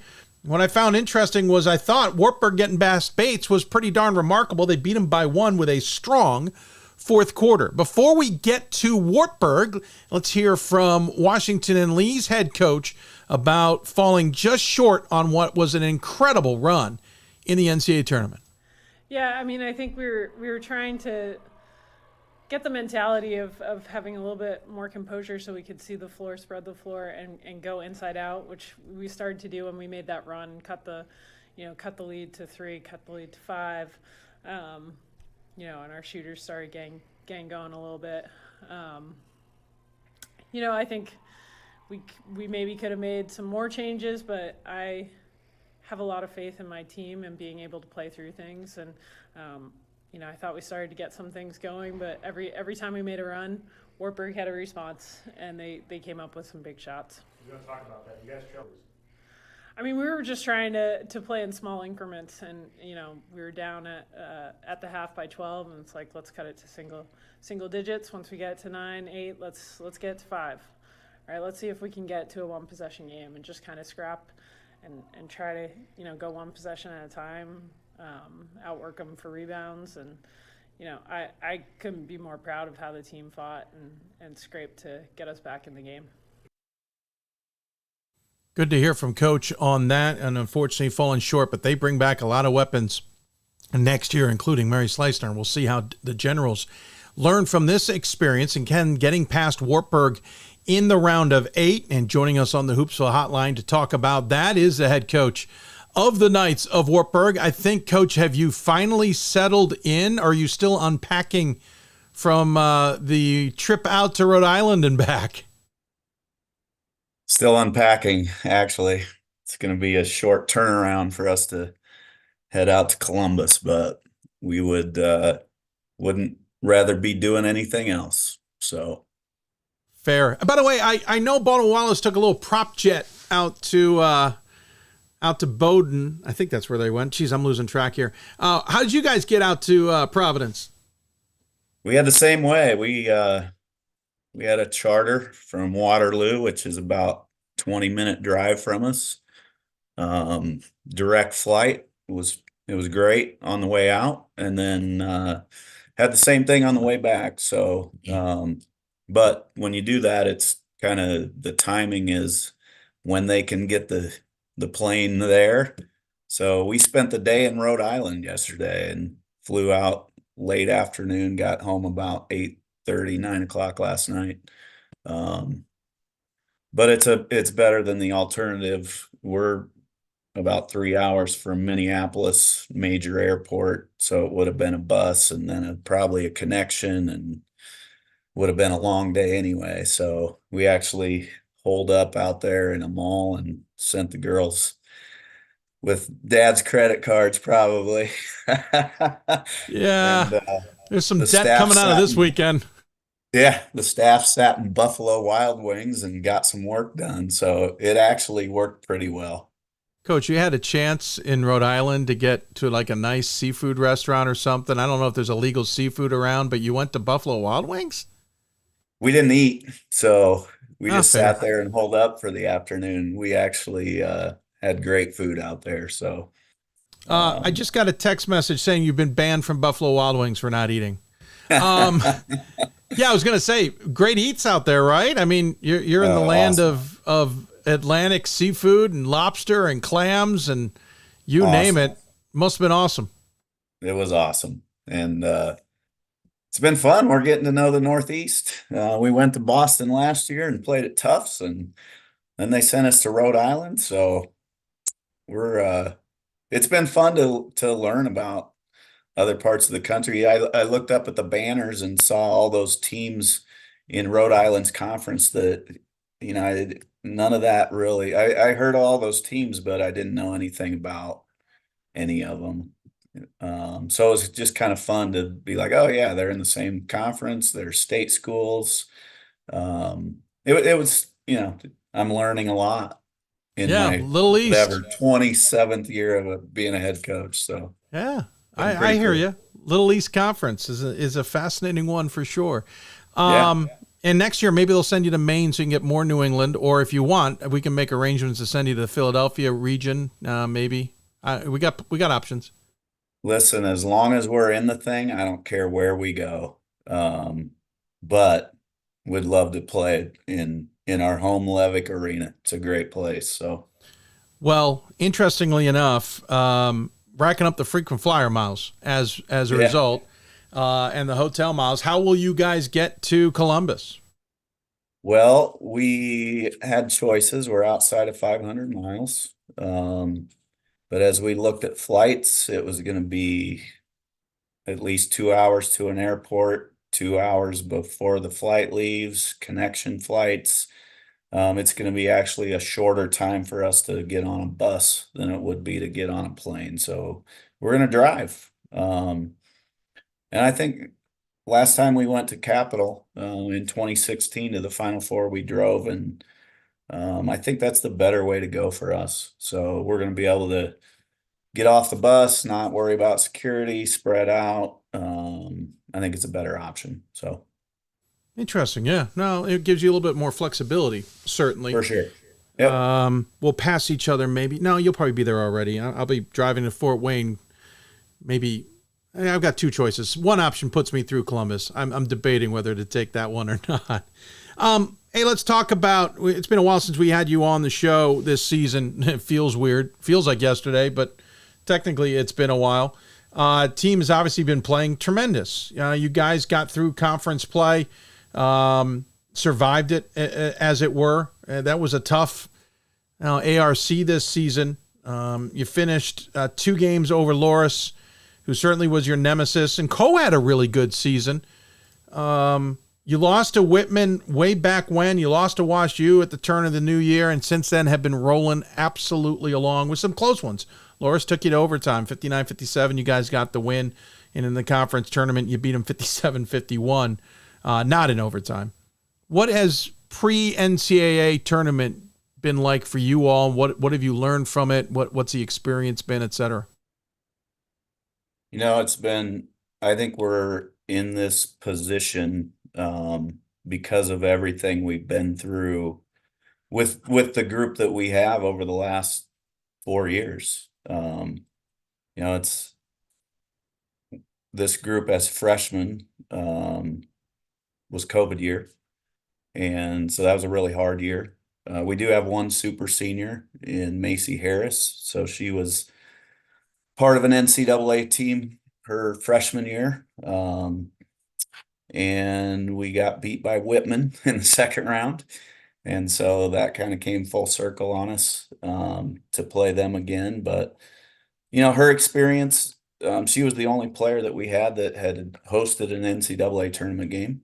And then my other seniors, we have 6 of them. So we're pretty veteran crew that in their sophomore year, we lost in the first round to Milliken, but they got a taste of what NCAA tournament was like. And then as juniors, we made that run, went to Hope last year and beat the defending national champs on their court and Sweet 16. And that got this group believing that anything was possible. And then so going into this year, we had a meeting. It was our first practice, and I wanted to create a vision that made today a reality. And we had a discussion that we felt like we had enough pieces in the room to win the whole thing. And we talked about it, that is our vision. And, how do you do it? You go one day at a time. So we talked about that vision and got our group believing that we have enough. And we hung on that all year, that we have enough. And it's all right here and it's all in the room. And then we talked about it for a couple days, and then I said, I'm not talking about this again. Now it's putting it to work. And, so you got to create that vision, and then you go one day at a time, and you stay in the moment all the time. And this group has done that. Control the things that we can control. We were preseason pretty highly ranked. I don't know what the number was, but we talked about that too. And I said, rankings don't matter. That's what other people think of us. And that never matters. It's what do we think of us? And this group has just hung together and believed in each other, and we trust each other. And, so that kind of set the stage. All the experience leading up to this season, and then creating a vision. And then I think surprising a lot of people, because a lot of people have not believed in us, and we believe in us, and that's really powerful. Interesting enough, our preseason poll had you 8. You're now sitting at 7, going into the championship weekend, we should point out, or going into the tournament. We haven't done a poll since then. So yeah, expectations I think have always been high, Bob, for your program. You've been so consistent. 23 wins last year, 21 wins the year before, skipped the COVID year, even though you were 13-3, 25 wins, 27 wins, 31 wins, 25 wins, 23 wins. Interesting enough, all in the time frame where this will be your third Final Four. It's about consistency. It's about wins. And you've always challenged yourselves, as we have discussed many a time, and you've just revealed you certainly had your good teams that you had to play this season.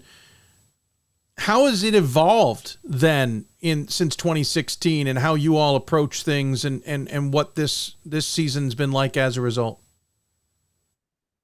No, our expectations are the same every year. And you're right, we want to challenge ourselves each and every year, but this year's been unique. I think early on, and it was harder for us. Second game of the year, we lost Maggie Wilkins, who kind of put her name in the spotlight last year with her performance at Hope. And she got some. She was known after that game, and to lose her to an ACL injury, our second game of the year, shook us up a little bit. We had to change some things. We had to figure out how to play without her. We played so many close games all year long. And I think that's why there have been a lot of people that they're not sure about Wartburg all year long. We had a huge loss to Whitman. They put it to us. I think they beat us by 35 or something. And then the next day we turn around and beat DePauw by 49. So we've had a few of those. And then Wash U smacked us in the face in December at our place. And so I think that you guys, people like you, have saw those two results and maybe weren't convinced about Wartburg. And had I been sitting in your chair, I probably would have been thinking the same thing. And then we get into our league, and I believe our league is as good as it's ever been, 1 through 7. We played a ton of close games, and there's probably, I don't know how many, 8 to 10 of those games that we were behind in the fourth quarter. And this group is just find ways to win when it's not easy. And I think all those close games have prepared us for moments like our last possession against Bates, where Macy Harris made a play to score the last basket and take the lead back when we needed it. So it's been really hard at times because, some of my other teams that have made it to this point were just blowing people out by 30 every night. And this team hasn't done that. But we are really resilient, and there's a lot of things that people don't know about us that I think has, I don't know, put us in a position to be questioned about. We couldn't even get out of opening weekend at home for a lot of people, and that's okay. Like we kind of thrive on that. So I'm not grinding an axe, because if I was in your shoes, I would have been thinking the same thing. But I actually used your name in our pregame going into Saturday. And you probably don't even know what happened, but my assistant, of course not. One of my assistants said, "Hey, did you listen to this guy's preview on the Rhode Island pod?" And I'm like, "No." And so we listened to it, and you talked about how great that first game was going to be, Rhode Island and Washington and Lee, and 2 amazing teams. And you hit it right on. Like, that was a classic matchup. And then you said, and Bates is on the other side. And that was it. And I was like, he didn't even mention our name. I didn't realize it. And so we had a little joke, Dave, that we talked about that, like, and it came full circle to our first meeting that, there's going to be people that look at our team and they don't know what we have. And so our joke was, Dave, say our name. So I'm going to give you an opportunity right now. Say our name. Listen, I think you guys as the Bates Bobcats have been absolutely amazing. Absolutely amazing. We've had fun with that, but it really did give us a chance to come full circle to the first meeting of the year, where we talked about we have enough in this room. It doesn't matter what people outside think.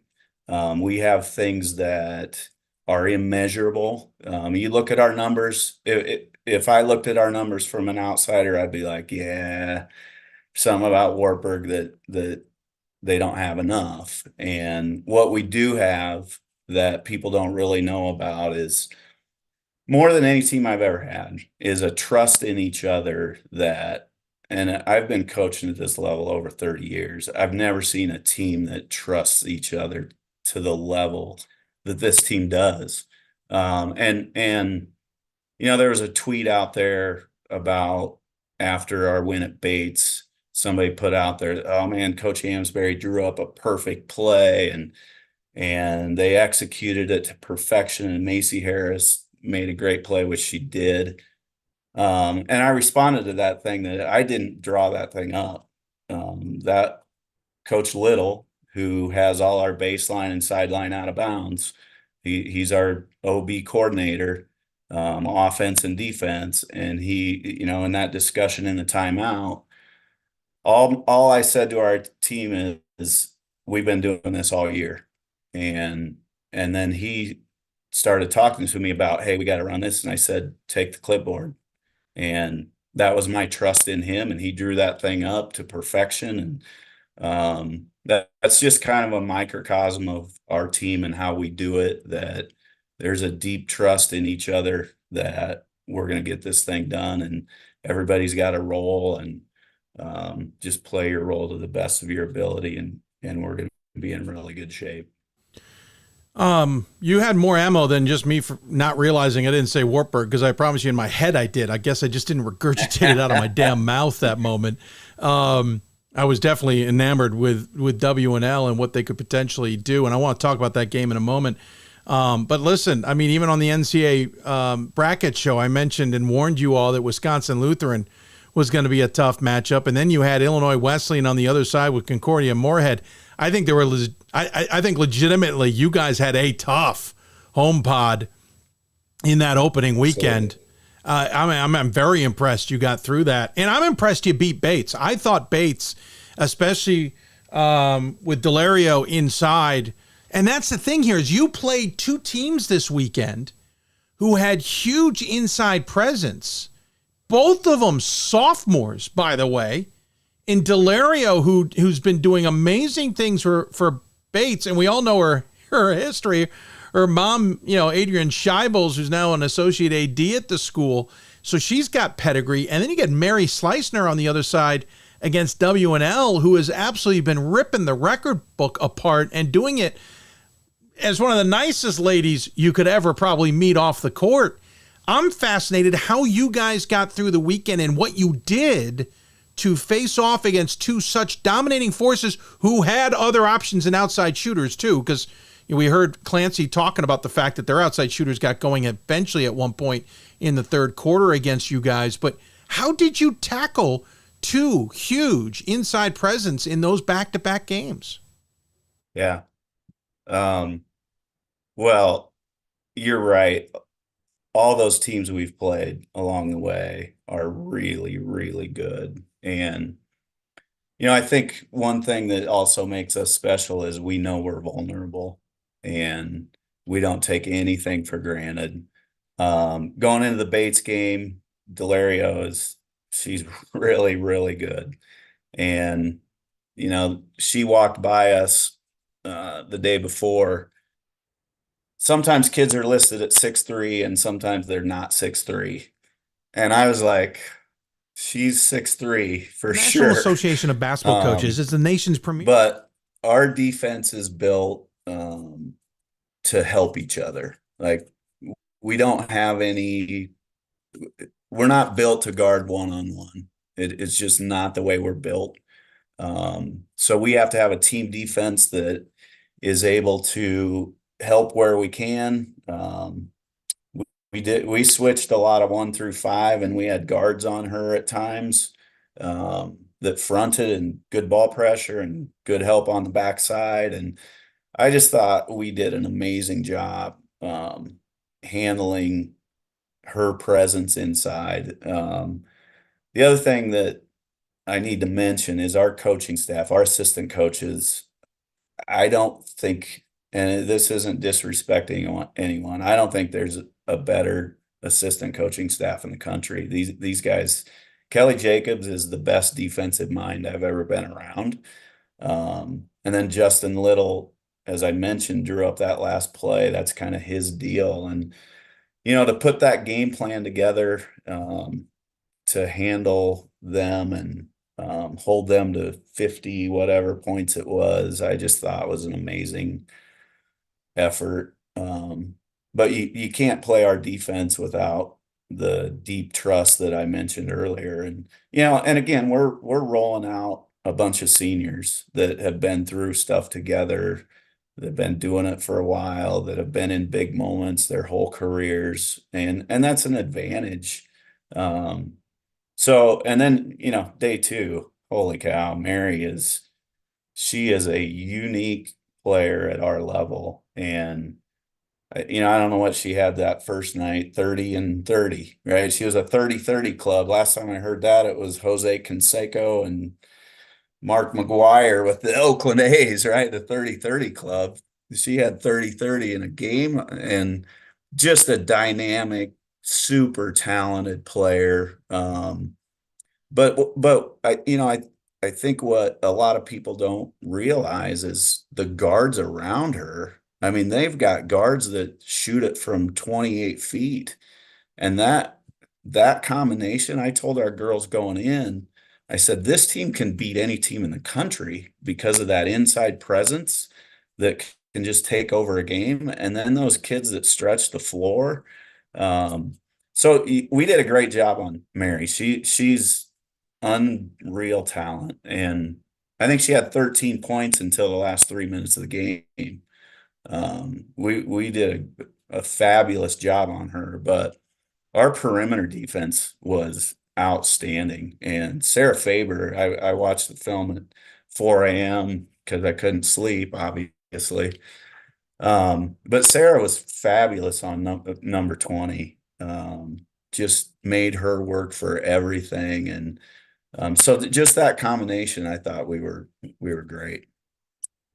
No, it was certainly impressive. Granted, at an arena that you all were far away from home, so probably a little bit less ambiance, but still pretty impressed that you guys are on to another Final Four. And obviously, it's not done yet. You've got a lot ahead of you. There's kind of a big game in the semifinals. I don't know if you got the memo. You'll be taking on Smith, another New England team, at 5 o'clock. You got the first semi. Real quick, if you guys had a chance to dive in on the Pioneers, I assume maybe at Buffalo Wild Wings you did. What do you know? What do you expect? Yeah, we're still building that game plan. They're obviously great. Final Four team last year. They've got great players, great shooters on the perimeter, big inside presence. It's certainly going to be a big task for us. Yeah, I don't have a lot on them yet. We're still working on that, but I'm confident we're going to have a really good game plan and we're going to try to pull that thing off. Don't count out the Knights though. I like where we're going. I like the look in the eyes of our players. Our kids never panic, and we've been doing that all year. Won a lot of close games. We're prepared for this moment. I'm excited to be there for sure. How do you say it again? Wartburg? Say it, Dave. Say our name, Dave. Listen, hats off, Bob. First off, thanks for finding some time in what has been an absolutely bonkers, crazy schedule to join us. But thanks for this has just been fun to watch. I always am intrigued by your team, and as much as I've tried to promote you to get you out to Vegas for the D3Hoops.com Classic, you always put together another great event that we get to watch on the side at the same time. So we certainly understand. And as a result, I get to enjoy watching Wartburg play and tip of the hat on getting to another Final Four, especially the teams you beat to get there. Talk about battle tested. I think the Knights certainly are that. Look forward to seeing how it all plays out on Thursday. I'll let you get back to the scout or whatever else you got to do, unpacking or repacking or whatever. But in the meantime, as you know, we always give the guests the final word. Any final thoughts you want to share with those who may be tuned in? You bet. Yeah, I'm just giving you a bad time on all that. Oh, and no. I said earlier, oh, welcome. I said earlier, too, though, if I was an outsider looking into this team and saw all the close games that were kind of squeaking by, and I would have doubts about us, but I don't have doubts about us because I know who's in our room. And like I mentioned earlier, the trust we have in each other is something I've never seen before. And then the other people I want to mention is what we call our scout team. People don't know about our scout team. They don't know about Tatum Grubbs, who's a junior that doesn't get on the floor for us, and the role she plays in most times twice a week. She's the other team's best player in practice. Or Jenna Saunders, who we call one of the Curry sisters, that is a sniper that Sarah Faber has to guard in practice every day and not give up threes. We've got a whole load of those girls. Faith Trelka, that plays point guard some days in practice and post player and other days in practice. And those guys, are a big reason for our success. They are running everybody else's sets and preparing our defense, and we certainly would not be here without that group. And there's a bunch of them I didn't name, but we have a group, a supporting cast that plays an outstanding role for us. And my heart goes to those guys, and can never thank them enough for being a big part of who we are. So no, I get it. Yeah, like, and people don't know that about us. They don't know those kids. They don't know how important they are. They don't know how good they are at playing those roles. But for you guys, Dave, I gave you a bad time today, but how you promote our sport, it's just awesome. And our people watch all the time, and that's why we get after you a little bit, because we want to hear our name. And sometimes you got to do that, but you guys do an amazing job. Women's basketball right now is the best it's ever been, and the popularity in our game is a credit to a lot of people. You know, obviously in our state, Iowa women's basketball and Caitlin Clark, and they've done so much for the game, but you guys have done that too. And we appreciate the support, the coverage, everything you do for us. You have people talking about our game. And, I think women's basketball is pushing men's basketball right now. And it's a lot of fun to see. People are selling out arenas, and it is awesome. So thanks for what you do, and we appreciate that, and hope to see you soon. Well, thank you. And listen, I don't mind getting ribbed. That's fine. I deserve it most of the time. Some of the time. I deserve it. It's all good. It's fine. It's part of the fun, right? And we enjoy covering you, and we enjoy covering the women's game. You're right. This is probably one of the most exciting women's tournaments we've had in a long time, and it's because it's more exciting than last year's, which was pretty darn good too, and it just keeps getting better, as you say. I can't wait to see how it plays out. Take care of yourself. Safe travels. Thank you for the time, and look forward to catching up with you down the road sometime soon. Appreciate it, Dave. Thank you. Thank you. Bob Amsberry joining us on the Hoopsville Hotline from the Wartburg Knights. Knights. Appreciate his time, and they'll have a great game against Smith coming up. Speaking of Smith, they did get past Bowdoin. Let's hear from the Smith team as they talked about winning against Bowdoin on Saturday. Yeah, obviously Bowdoin is really well coached, a lot of really good, talented players. Certainly made us work as a coaching staff to plan for them. Our players really had to be on point defensively today. Just have so many threats, and Meg's has just done a great job with them. So we knew it was going to be a battle, and they certainly gave us everything we could handle. But I do want to give huge shout out to our Smith team. We lost quite a bit from last year's team, and for this year's team to come together and believe in this again, and find a way to get it done. It's a really impressive group of young women who represent Smith, who work hard every single day, who believe in each other. It was just really determined to get to a Final Four. And the two that are sitting next to me are incredible leaders, are really resilient today, came up with big plays, big moment. And I'm just, incredibly proud of both of them and the entire group.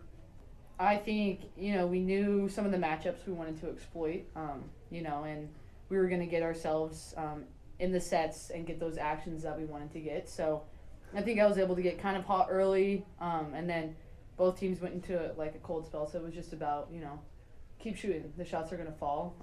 We're number one in the nation for field goal percentage. So you just got to keep getting to your teammates and, having that self-confidence that no matter how many, you miss, that the next one's going in, right? You have to have that kind of mentality.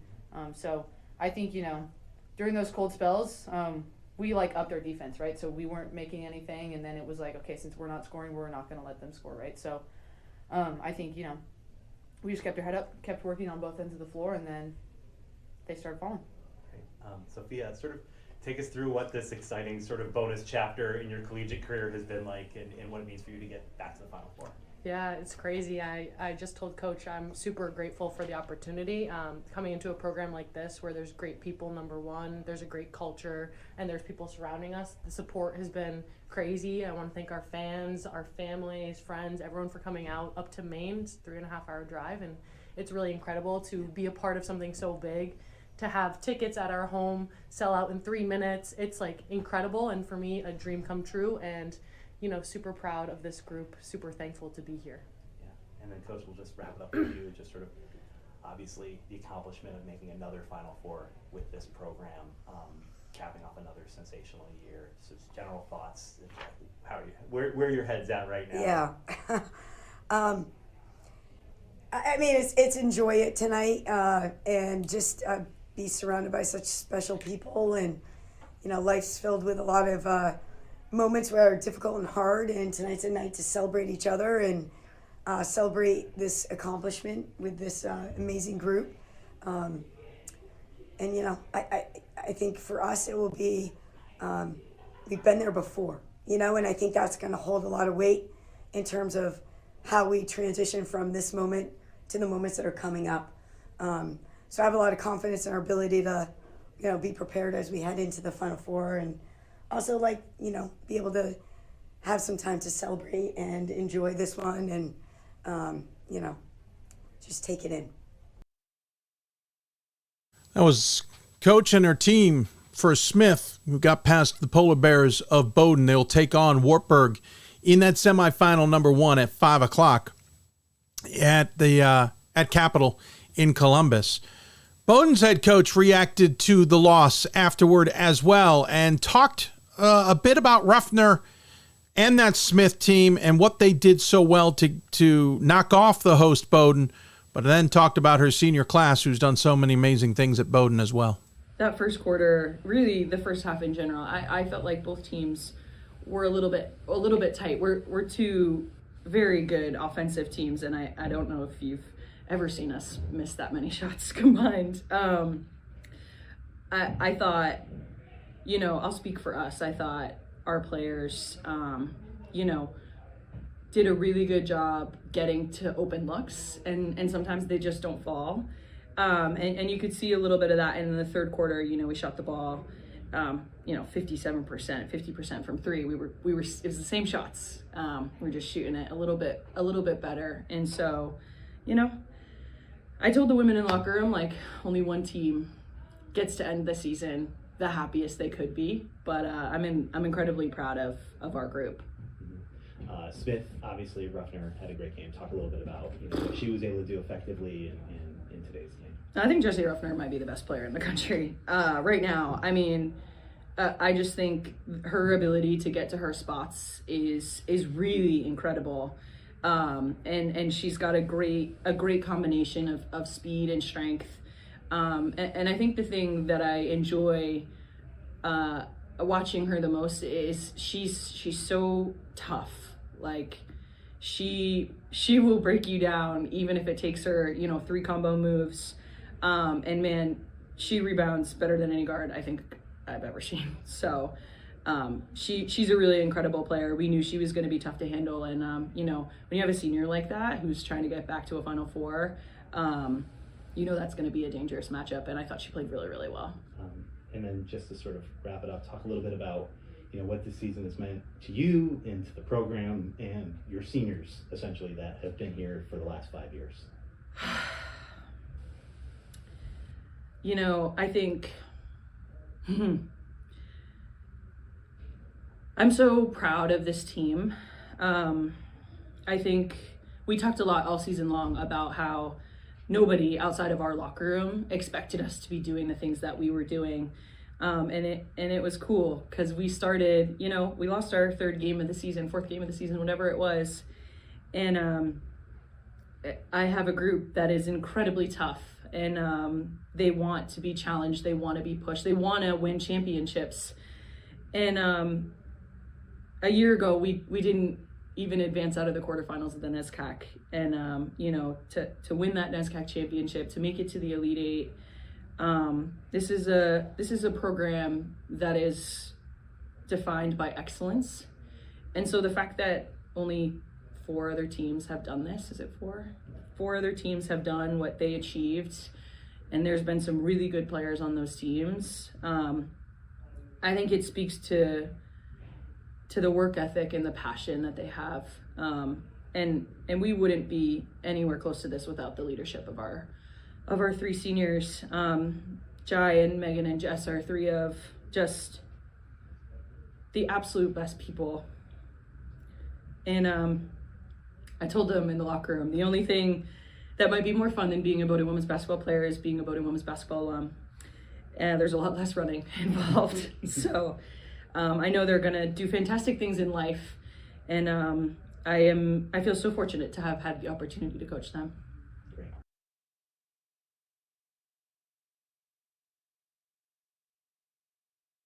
Great to hear from Coach. Sorry, the video there, a little bit slow, coming back up in line. Great to chat with her or hear from her on that. Very emotional, obviously, as you can imagine, as Bowdoin comes close but short, unfortunately, on getting to the Final Four. It's going to be an amazing Final Four on the women's side, to say the least, and we will talk more about it a little bit later in the program as number 1, NYU, and number 2, Transylvania will join us. But when we come back, we'll take a break. We'll talk Wisconsin-Platteville men's basketball along with Trine men's basketball. You're listening to Hoopsville, presented by D3Hoops.com from the NABC studios. We've got more schools than Division I, more fans than Division II, and more upsets than March Madness. There's nearly 850 programs with over 11,000 games leading to 2 national championships. And we've been covering it all for over 2 decades. From Eastern to Occidental, from Puget Sound to Piedmont, from Southwestern to the University of New England, and from Hope to Calvin. Nobody covers Division III basketball like we do. We're D3Hoops.com at www.d3hoops.com. Coach of the Year, Administrator of the Year, All-America Team, Wade Trophy. The WBCA doesn't just honor coaches, but players, administrators, and much more. The WBCA strives to honor those who have contributed to the advancement of women's basketball. Celebrate the present, honor the past, look to the future.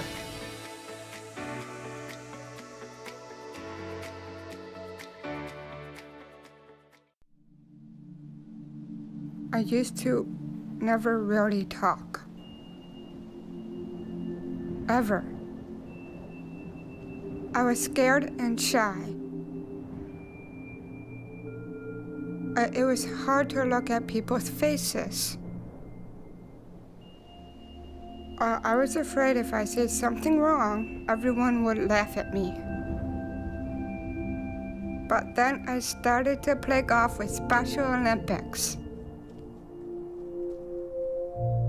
I made friends and won lots of gold medals.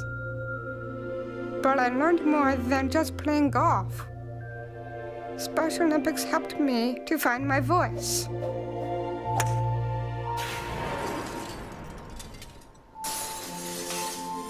And now everyone else is speechless. Division III allows you to give yourself to other things. Having that free time allows me to pursue the things that I want to pursue. Division III in athletics affords students the opportunity to, engage in the other interests in their campus and in their lives outside of that sport. It allows you to just be able to do everything you want to do. I wouldn't change it for the world.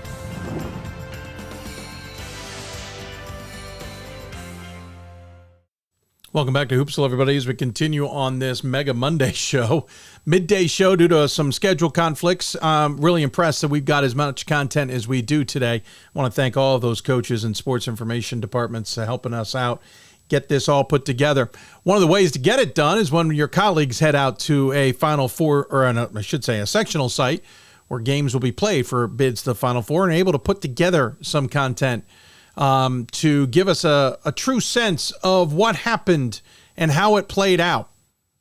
Well, it came down to the last 10 seconds of overtime. After 2 free throws tied it to force regulation for Trine, they had a chance tied, I should say, with Wisconsin-Platteville to try and win it all. And for those watching the show, here's how it played out from Pat Coleman's angle.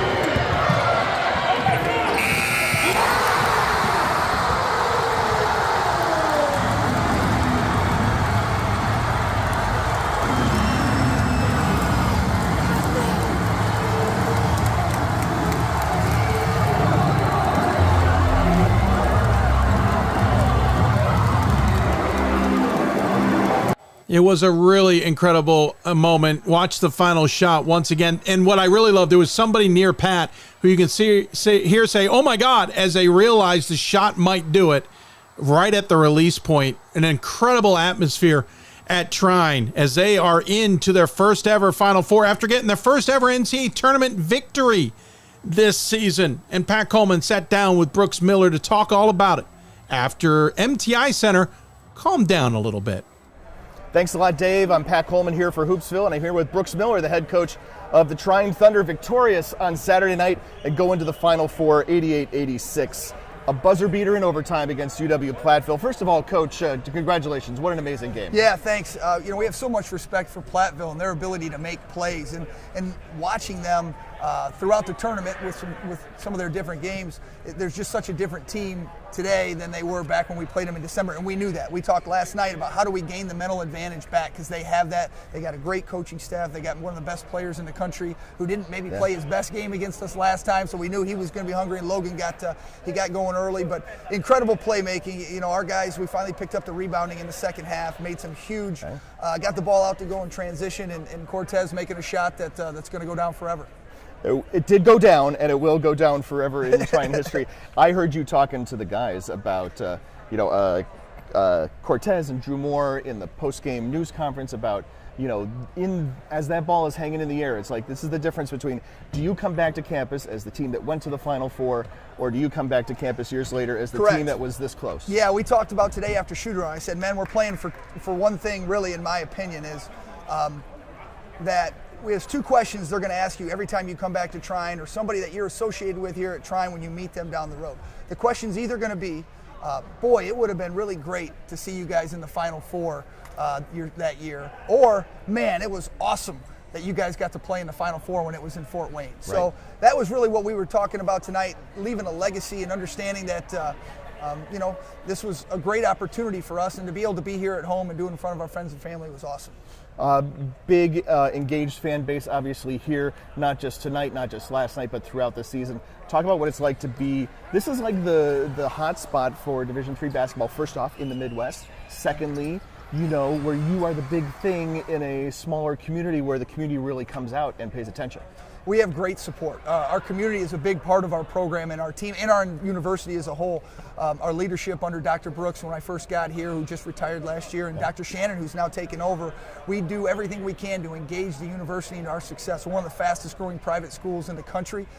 The leadership under Rick James as the chairman of our board of trustees, and the galvanization of those board members have really helped develop the MTI Center. And there's so many people to thank, but it's just become such an electric place. But I will tell you this, they come to watch the guys. Yeah. We got guys like Emmanuel, Cortez, Fred. Brent Cox got his 100th win tonight in a Trine uniform. I'm so proud of him and the things that he's had to overcome and the changing roles. And Aiden Smiley, everybody keeps saying Aiden keeps landing these prayers, but I don't know when they're going to stop being prayers and being shots that Aiden just makes late in games that are big for us. So, yeah, I think we just passed the #1 overall attendance this year with this game tonight. We got over 26,000 people that have come to watch us here at the MTI Center. I'm guessing that's the number that'll be #1 in the country, but I'm not sure. But we're just proud to be here, and I think they really enjoy watching us play. A handful of them are still here behind us. The game has been over for probably about 40 minutes or so, but they are still here having a good time. Coach, I want to take you back to a minute 10 left in regulation. You guys are down 8, and I am not the analytics guys. We'd have to ask like D3 Datacast or anybody else. Is like, you're down by 8 with a minute plus to go, and you don't even have the ball. The math suggests that that's not really a very high percentage win situation for you guys. Well, a lot of things had to go our way. We were fortunate that we got some good caroms off some free throws that they missed. Yep. Those things always got to come into play. But I thought that we had a great resolve about us of understanding we're going to play it to the bone. When I worked at Texas Tech for Pat and I, he used to say, play it to the bone, play it to the bone. And we talk about that a lot, and just stay the course, and maybe something will happen. We were at Benedictine back in 2021, down 7 with 19 seconds to go, and found a way to win. And we had Emmanuel on the ball, so during the timeout, that experience came back. We put Emmanuel on the ball. We got a couple of deflections and did some good things, but we had some great. We just got great players. They're really aggressive. They knew what we had to do. We got a deflection at that end, got a run out, and there was probably 13 to 15 things that had to happen a certain way that did. And then at the end, we ran our misplay when we were down by 2, and we're at the free throw line with 1.3 seconds left, and Drew shot it to the right spot on the backboard. It caromed to the left like we've practiced, and he was able to sprint there and come up with it and get fouled and make 2 free throws. Yeah, your misplay, you were talking about asking a guy to intentionally miss a free throw, right? Yeah. So what we did, we've been practicing this play for 8 years, and it's maybe come up one other time. But we always have our third team guys do it because we don't want our first and second team guys practicing missing free throws. Right. So right or wrong, I don't know. But Drew was really locked in, paying attention. We aim right for that left bar on the block or on the box behind the rim, and 9 times out of 10, 8 times out of 10, it skims off that side of the rim and goes to the left. So we flew everybody to the left side and just happened to go that way. Sometimes the bounces did, and it was just a great college basketball game. I'm going to dig really into this one for a second. So you don't have your first string guys on the line, but do you have the rest of your guys, your ones like on the blocks for the rebound, right? No. We do a 5 on 0. We do a 5 on 0. We have them stand a group. They stand right on the baseline, and we practice. We practice it twice a week. We practice that, and then on a play Maryland with about anywhere between 4 to 10 seconds left, and we need to get a score, getting the ball in against pressure. And tonight we were able to utilize both of them. So it was really great to see that come in the biggest moment of our of the program's history, to be able to see those 2 things that we practice all the time. Really be able to execute those. Maryland is that play that they ran to win the game. Here's a look at that buzzer beater one more time. I know Dave's already shown it to you, but let's look at it again.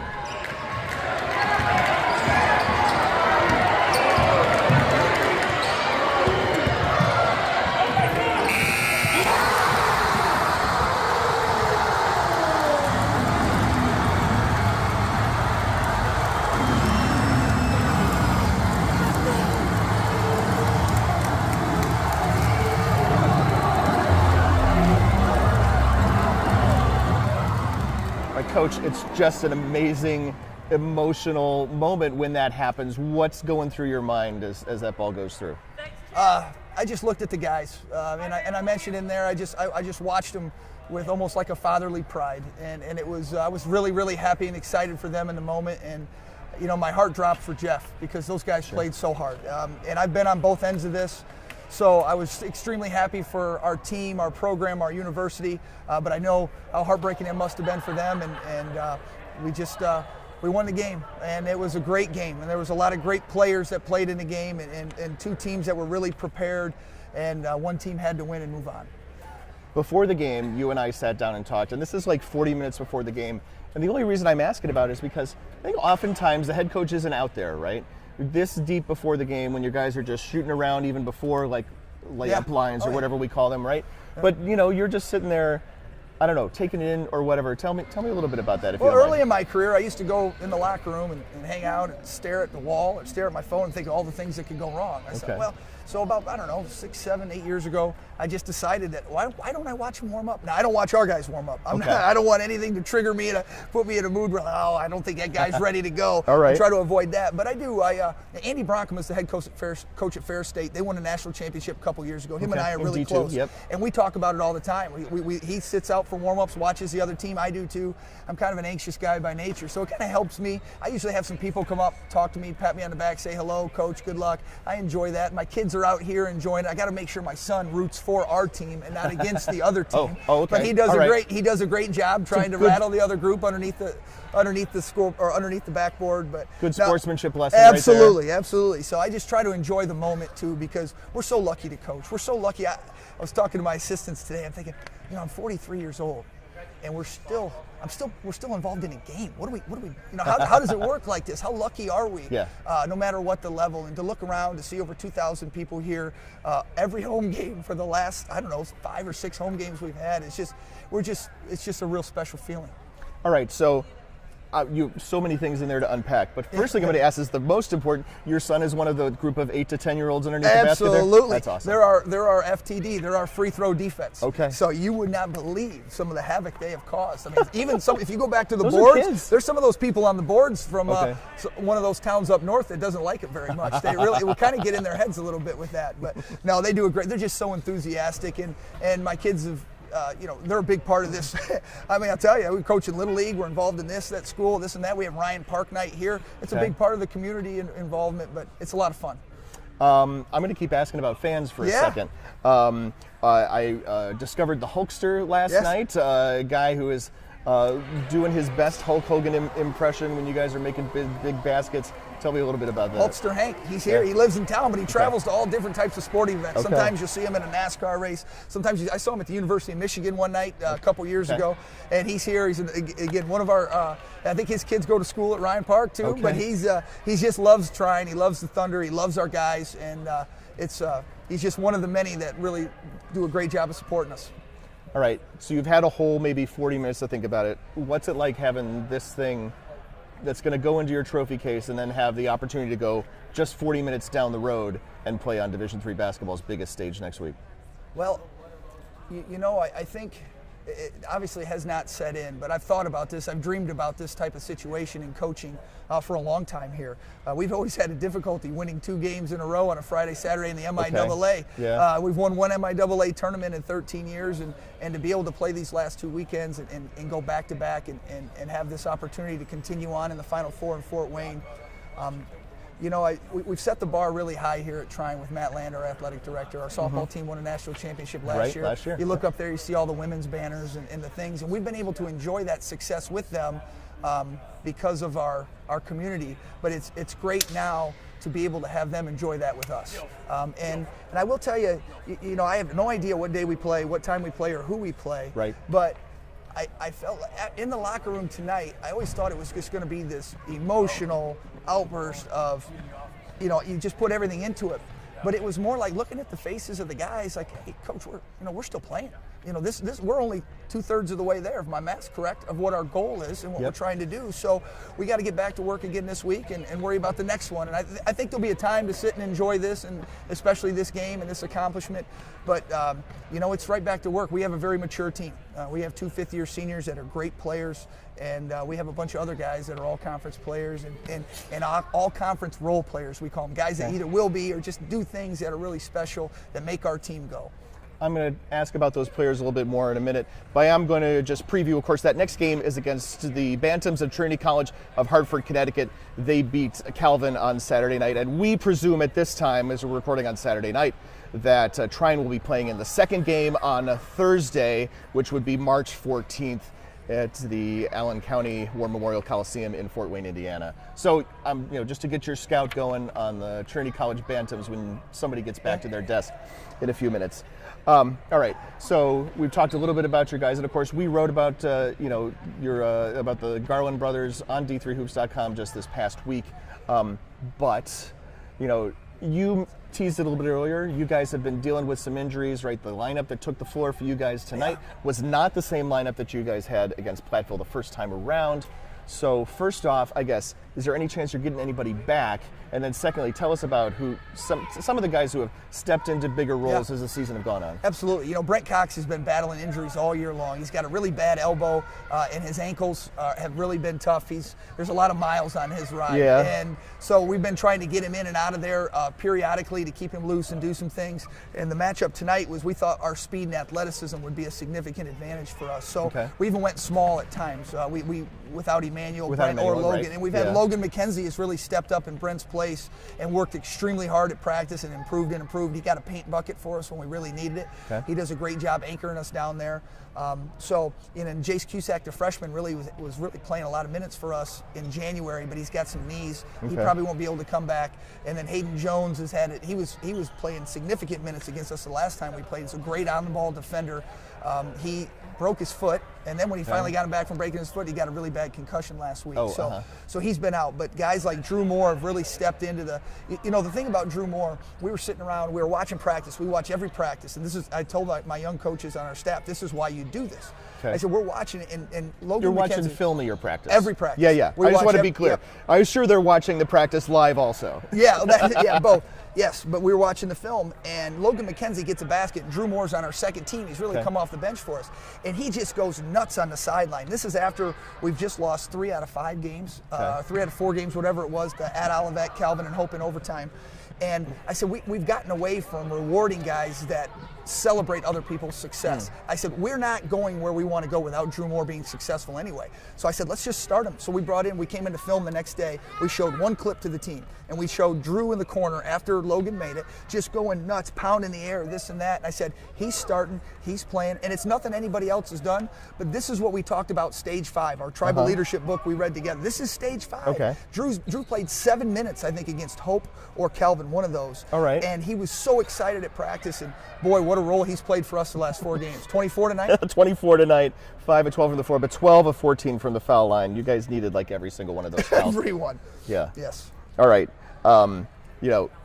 Obviously a lot of stuff to happen between now and when you guys take the floor on Thursday, but what are you guys hoping to see, in terms of, I'm hoping you guys get media coverage locally, right, or down in Fort Wayne, and it's just a big caravan of cars going down I-69 on Thursday afternoon. I'm sure we'll get great support. No doubt in my mind, our Student Success Center is going to have fan buses going. We've just really done a great job of getting the students involved and our guys interacting. We had the lacrosse team here the other night going nuts. They came back from a game, I can't remember, the co-game, and they got here with about 4 minutes to go, and we had this big lead that dissolved. They gave us a little extra boost coming home from their game at Milwaukee School of Engineering. So we'll get a great boost of people down there, and our guys deserve it all. They've worked really hard. They work hard on the floor, off the floor. They do great things. The amount of respect they have for one another, the young men they've evolved into, and not that they got great parents, they got a lot of great start, but to see that really embrace each other's strengths and weaknesses, bringing the transfers in has been really cool to watch. And you guys, I just reiterate what I think has been said previously, but you guys your students were on break, like they left for break right at the beginning of the first weekend, and break ends on Monday, I guess. Like there were absolutely students here, but there'll be more. And I'll tell you, my wife, who is the chief operating officer of the university here and vice president of advancement, decides, okay, let's make sure we open the dorms early. Let's open the cafeteria. Joe Gentili comes in. He's retired, and he's got to open up the dining hall for students that want to come back early. I'm like, do you have any idea the amount of pressure you're putting on us to win this game on Friday night against WashU? I said, we're opening everything up. We're doing all this, but obviously we're excited that they did. But that's the type of support we have at Trine. It's really remarkable, and we've had a ton of students come back early. We had food trucks out here tonight. We had an alumni party before the game last night, and it's just it's all about the atmosphere. It's all about the event. And it's all about the student athletes. If Dave were in my ear right now, he would be reminding me that on Hoopsville we always give the coach the last word. So any last shout-outs you want to give here as we wrap up tonight? I'm just so thankful for you guys and what you do for the sport. I'm really, games like this run we've been able to make, this was done in August. The commitment that the Garlands made to be part of what we were doing and want to be at Trine because of the type of guys we had. They wanted to play with Brent Cox. They wanted to play with Emmanuel Magnanglo. Drew Moore and his family deciding between a scholarship situation and then being here at Trine because he wanted to win. And Jace Cusack coming in here as the freshman to our varsity program. So these type of things were done in the off season to put yourself in this situation, and it's always about the players. And all our staff has really tried to do is just get them to embrace being together, working together, that these moments don't last. And I think it's the same thing in the coaching, but I'm just really proud of our team. It's Brooks Miller. He's the head coach at the Trine University Thunder. We are out here on the floor at the MTI Center after his team defeated UW-Platteville 88-86 in overtime to book a trip to the Final Four. Coach, thank you for giving me 17 minutes of your postgame when you could have been out there talking and shaking hands with your fans. Appreciate it. Well, thank you. Thanks for doing it. Back to Dave and Hoopsville. Appreciate Pat taking the time to do that. Appreciate Brooks Miller doing that. Sorry to keep their graphics up during the highlights and the buzzer beater there again. I forgot I had put them on there, and had to scramble to try and remove them, but nonetheless, you got the flavor of it for sure. And great to hear from Trine and Brooks Miller, and again, first ever NCAA tournament, first ever tournament win, et cetera, et cetera. So congratulations to them, and thanks again to Pat for getting it out there, or getting it back to us, I should say. Of course, for Trine, it meant getting past a Platteville team, and one that looked like in the year that Bo Ryan is a finalist for the Naismith Hall of Fame and maybe a good candidate to get in. They could have gotten back to another Final Four, but it came up short, and emotional Jeff Gard talked about it afterward. First off, just want to obviously tip our hat. That was an unbelievable game, and we knew if we're going to get beat, it's going to be, I don't want to say miraculous play, but it's going to take at least 40, and it was more. Credit to Trine. They made plays when they needed to make plays down the stretch. Their grit.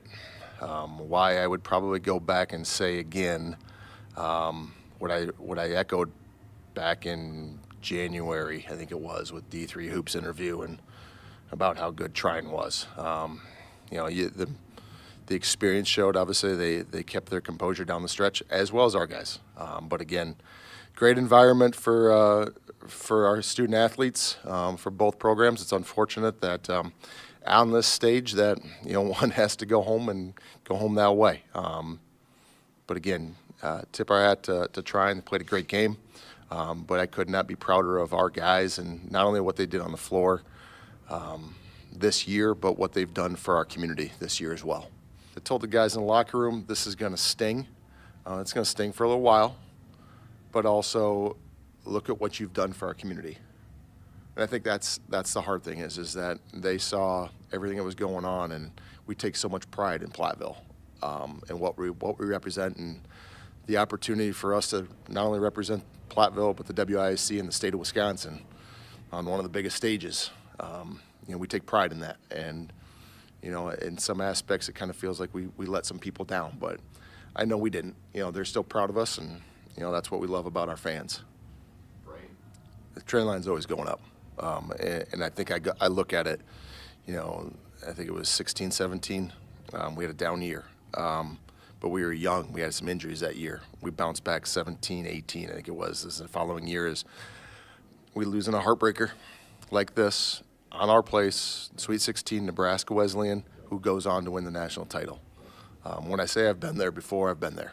And that's the tough thing. But this program is continuing to grow. And obviously we like the future, but I will again go back and say right now for me it's about the guys that are in the locker room and this family.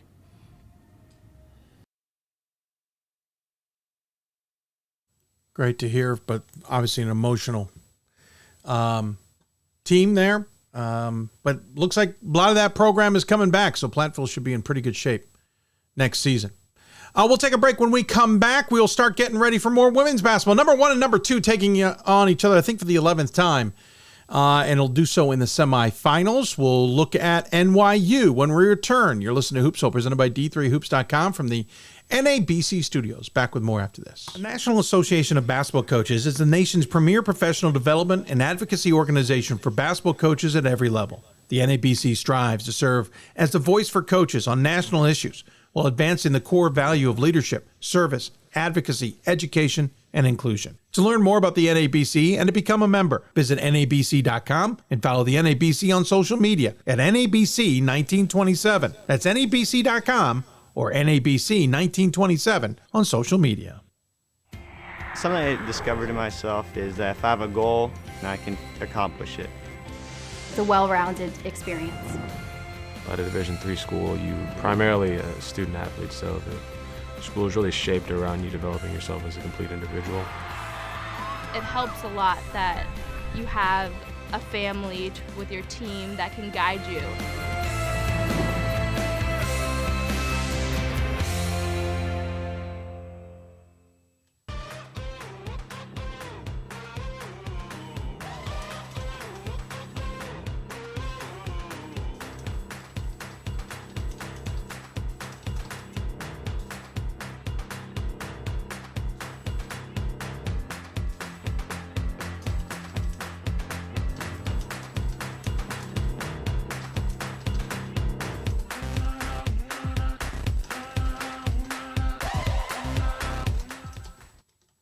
It's on us to stop sexual assault. In any way that we can.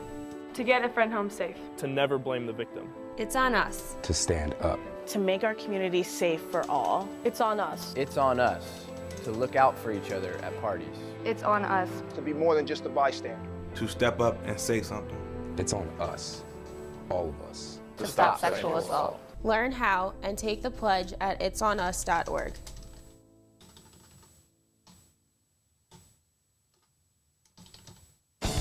These are your teams, your players, your community of fans. This is where they play, where they practice, where you cheer. At every meet, every event, every game. Your community is passionate, dedicated, supportive.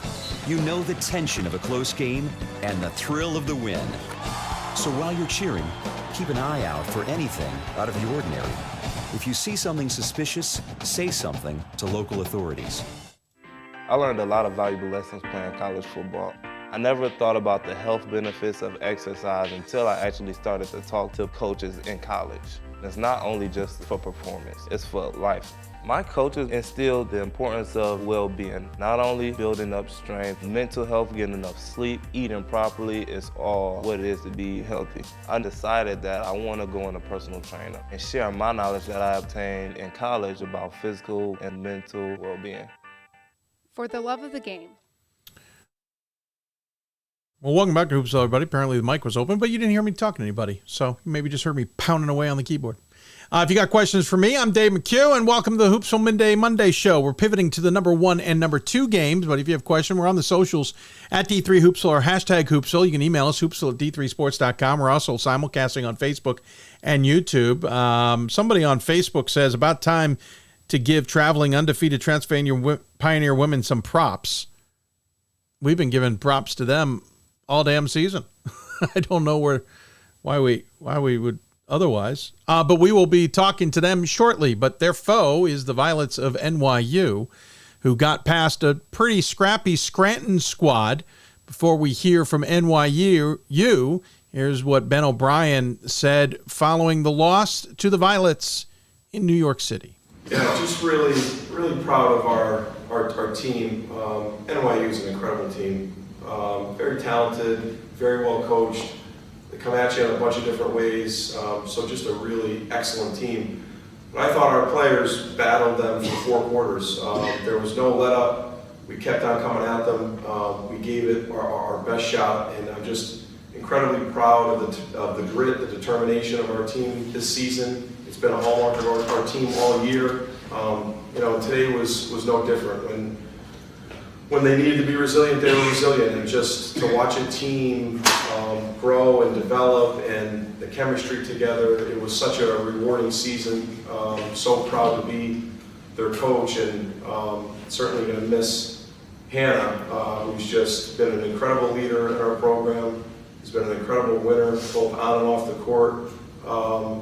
And like I was just telling them in the locker room, I have an 11-year-old daughter. If she turns out at 22 or 23, anywhere near the players that we have in our locker room, I will be incredibly grateful. So just an incredible group. It was a great effort tonight.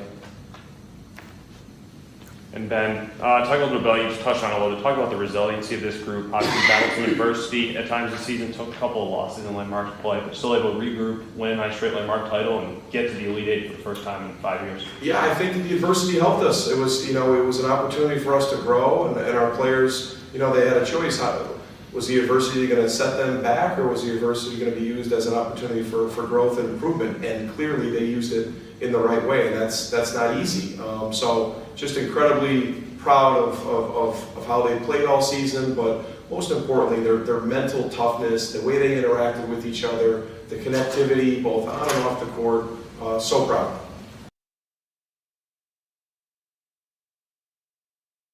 Sorry for my delay. Texting the wife there a moment. Childcare priorities.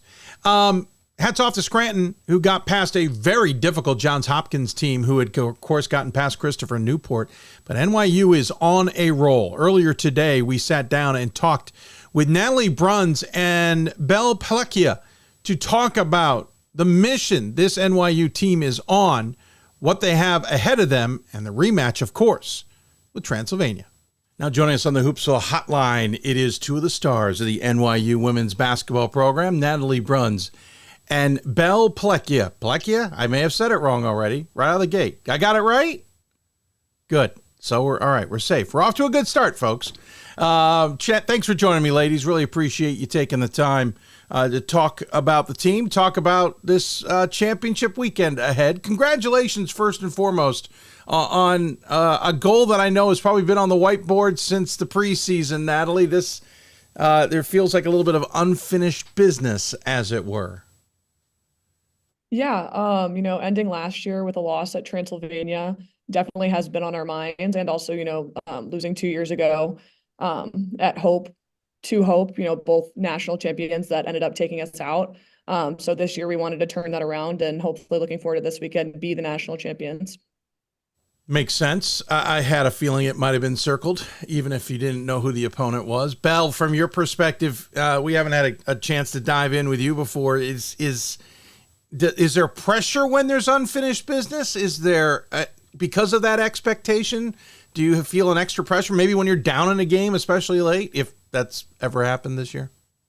I would say we use it more as like motivation. There's obviously nerves in games, that's supernatural, but I would say just the past 2 years, and that ending of a bitter loss has really just motivated us this year to sort of come together and do something special, the thing that we know we can do. Not to belabor the point, yes, unfortunately lost to Transylvania last year, who went on to the national championship 79-63, and the year before losing to Hope 83-64. So games, unfortunately, that weren't especially tight. Was that something you all thought about in this offseason, about making sure you're in games, even if you're down, not letting them get away from you, Belle? Yeah, I definitely would think so. Those two probably were like two losses that we had by margins that we hadn't really seen before previously in both of those seasons. So I would definitely say that was a point of emphasis. When things get rough, just coming together as a team, picking each other up, and just making sure you're always staying positive with your teammates instead of going down that rabbit hole that can lead to a bigger loss. And Natalie, there's definitely, we talk about team chemistry and we talk about the ins and outs of being a teammate, but there's a lot psychologically going on. If you're having a bad day, putting it aside. If your teammate's having a bad day, picking them up. How do you manage that when at this point in the season you have been grinding for a while? The last, real long break you had was the holidays, right? And maybe that wasn't all that long. So at this juncture, how do you keep that mentality going and the psychological part kind of at bay? I mean, our biggest emphasis going into every game has always been defense, and defense is definitely something you can control. Offensively, you may have an off day, shots may not be going in, but they say offense wins games and defense wins championships. And we've definitely kept that mentality, just making sure we give all of our energy on that side of the floor. And also too, on the offensive end, we have such a talented team. There's different people scoring 20 points every night. So knowing that, even if it's not your day, it's going to be somebody else's day.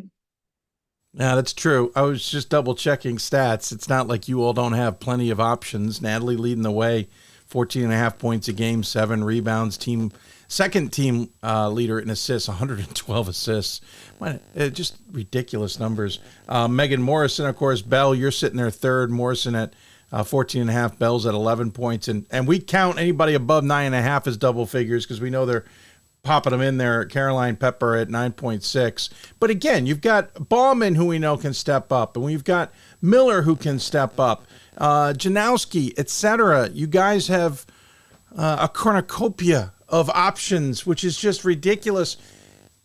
Do you ever get to a point, Belle, of maybe someone hasn't been involved in a while and that becomes a conscious thought? Or is it all unconscious and the ball moves and stops where it needs to stop?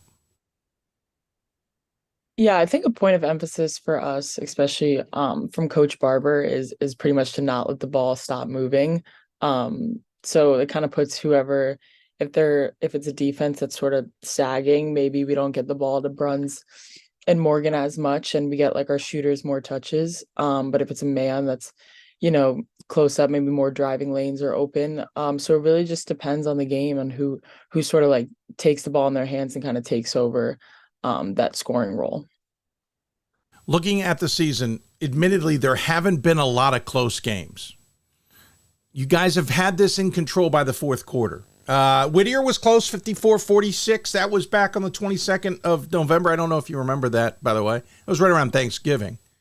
Some other games that were relatively close, but 67-56 against WashU on the 19th of January. I'm just literally scanning the season. 82-76 against Chicago on February 18th. Otherwise, even in the NCAA tournament, you guys haven't had close games. Is that a mentality at the start? All right, let's go. Get firing now. Get this game out, at least to a good distance at halftime. Put it away in the third. So, Natalie, you're not necessarily under pressure in the fourth quarter. Yeah, I would say a big point of emphasis is just playing for 40 minutes. And I think with the talent we have, it's hard for teams to hold on for that long. So eventually in the second half, we tend to pull away. But, looking forward to some really good competition this weekend. We've definitely been preparing in practice for those game-like situations when it is close. And then also just remembering that we have a ton of experience on this team. A lot of upperclassmen who throughout their careers, maybe not this season, but in previous seasons have been in close game situations, and knowing that we have the experience on our side, even if that hasn't happened this season. Makes sense. You talk about the wealth of talent. Natalie, you were on the show at the beginning of the season where we were talking about Morrison transferring in and all these other players who were pretty darn good who decided, hey, I'm going to go to NYU for my grad year. And, oh, by the way, I'm also going to continue playing basketball. Belle, haven't gotten your perspective on it. What was that dynamic like to have a team that was from last year just missing out against Transylvania? Now you get this wealth of other players coming in who's going to take playing time, who's going to take, some scoring opportunities away. Is there a kind of check your ego at the door scenario there? How do you deal with that? I would say last year, we graduated some pieces that were pretty big in our starting lineup. So, we just needed some pieces to sort of fill that.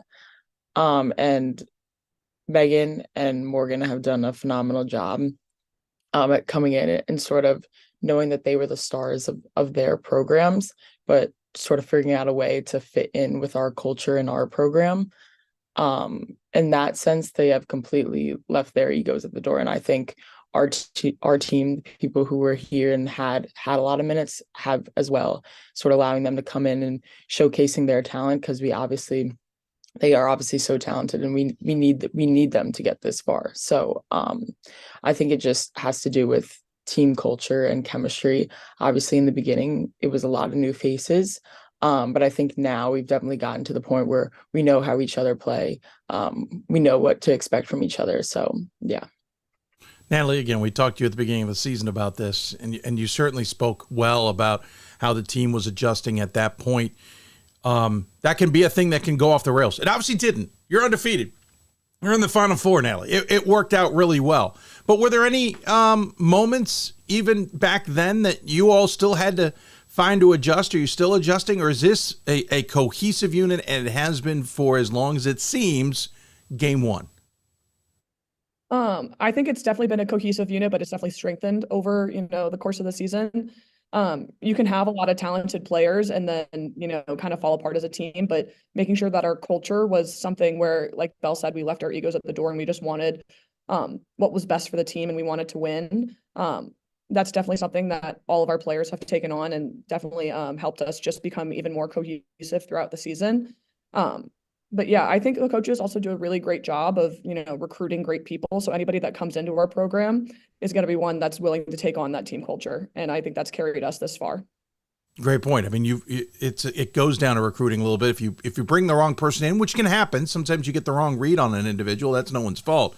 But you'll sit there wondering how you're going to fix that. Well, if they come in already with that mentality, it's a lot easier. Hey, let's talk about the NCAA tournament. Had to go on the road at DeSales, the opening round. I assume you've had a long talk with the men's team about when they're allowed to be good, and it wasn't this year, right, Natalie? This was, come on, guys, you kind of took it away from us, right? I mean, you had that conversation with them? Not entirely. I was mostly just proud for them. We obviously travel with them, so we get pretty close with them. We get to see their success throughout the season and see how their program has changed over the past 2 years has been truly amazing. And then also just sharing that environment of like we're two competitive teams like leading our country and a lot of different national polls. So seeing them be able to have that opportunity and then turn around the next weekend and us also have the opportunity, it was nice to share the wealth a little bit. Yeah, no, it was fun to see. That's for sure. Friedman and the rest of that crew put on a show. Unfortunately, fell short in the second round, but amazing. Belle, from your perspective, though, hitting the road against DeSales, an unnecessary evil, as they say in Division III. You got to do what you got to do, but you guys certainly made easy work of it. Playing a pretty good DeSales team in that second round, and that game wasn't as close as many thought. Did it even surprise you? I mean, credit to DeSales, they're a very good program and well coached, but I think our assistant coaches, who most of the time have the head lead on scouts, are really, really good at putting a game plan together for us. And we were able to execute that weekend, especially against DeSales, to we knew we wanted to come back home for the second round, and that was very much a motivating factor for us that we got to play in front of our fans at home, finally in our new gym. So I think that was just all sort of played a role in kind of like how hard we played that day. Yeah, no water leaks this season. No water breaks, no pipes going bust at the Paulson Center, and it certainly showed itself well in the opening rounds with the men and the women's side. Natalie, second weekend, you get Hardin-Simmons coming to town, and you end up with Scranton with us. Not Christopher Newport, as Johns Hopkins made, that a little bit of a difference, but still an interesting, powerful four teams there with rich histories. You know that the goal was this weekend coming up, but two huge roadblocks ahead of you in those two games. How did you guys work through them? What'd you think of those games? Those games were just incredibly fun. I think, as Belle mentioned, finally getting to play on our home court with our home fans in that new facility. But then too, again, remembering the previous 2 years where we were on the other end of that and how hard it is to go and travel and play some really elite level talent. So knowing that we were kind of in the driver's seat for those two games, but then also keeping in mind, the preparation of our assistant coaches with scouting and also just, preparation with each other and knowing how bad we wanted to get to the Final Four this year. All right, I've avoided the elephant in the room for long enough. Semifinals, it's Transylvania. The defending champs, they've won, I think, 64 games in a row at this juncture. They did end your season unceremoniously at their place. You can't return the favor at your place. You'll meet, not really in the middle, but in Columbus, Ohio, in the semifinals. Natalie, I'll start with you. There's a lot on this game, obviously. There's emotions involved. You did lose them. You're going to have to check some of that to play well, but what you know of Transylvania as you start the scout and get to understand them, what are you expecting? How do you think you match up? All of that stuff. I mean, it's definitely going to be different than it was last year, just given, various new pieces. And, like you mentioned, 64 game winning streak, they're a great team. By no means are we going to, undermine this game at all. But at the end of the day, I think our theme of all season is, we're going to play different All-Americans, different great teams, different players, but this journey has always been about us. So playing for each other and knowing that whatever matchups come our way, we have each other's backs and using that as momentum forward into this game. Belle, can you use anything from last year's game? Can you rely on it? They've had some changes as well, though the core of their unit, like yourself, is back. Can you go to last year's game and go, okay, we didn't do that well, we got to do that differently? Or because of the different pieces yourself, and we talked about it with the transfers in, and a slight different look with them, do you just have to start fresh? Yeah, I definitely think anytime you lose against a team, it's a learning experience, and there's ways that you can look back and sort of fix those things that you wanted to in the moment. I think something that we've come to realize as a program is just that when we keep the ball moving, we are so much better. When we share the ball on offense and get into transition quickly, that's when we thrive the most.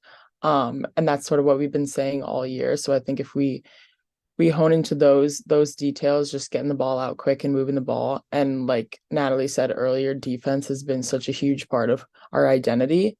I think using that side of the ball as sort of for offense, getting stops and steals. I think that'll be very important in this game because, like Natalie said, they are a very talented group of girls. So we're looking forward to playing them. I know the championship it's championship or bust. I get all that. And certainly you want to accomplish that goal. You got to get past Transylvania.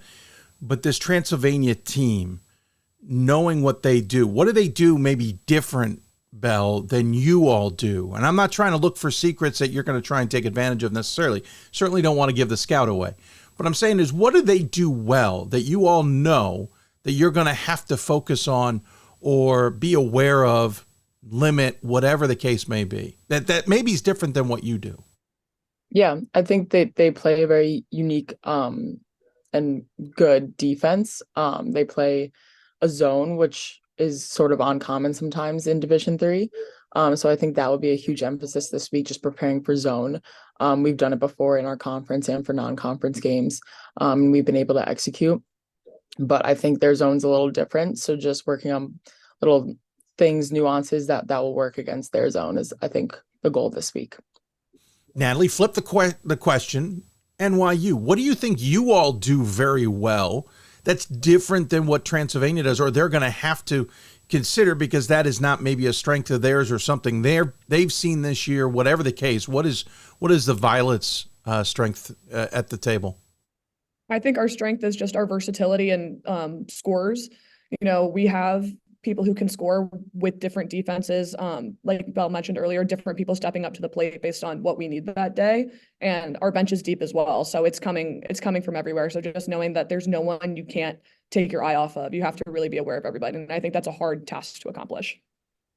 Well, I wish you luck in that game. Before I let you go, I do want to talk about you guys as individuals, if you don't mind.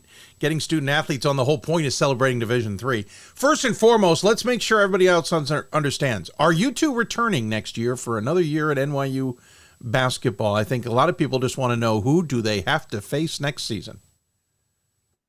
I can start off with that one.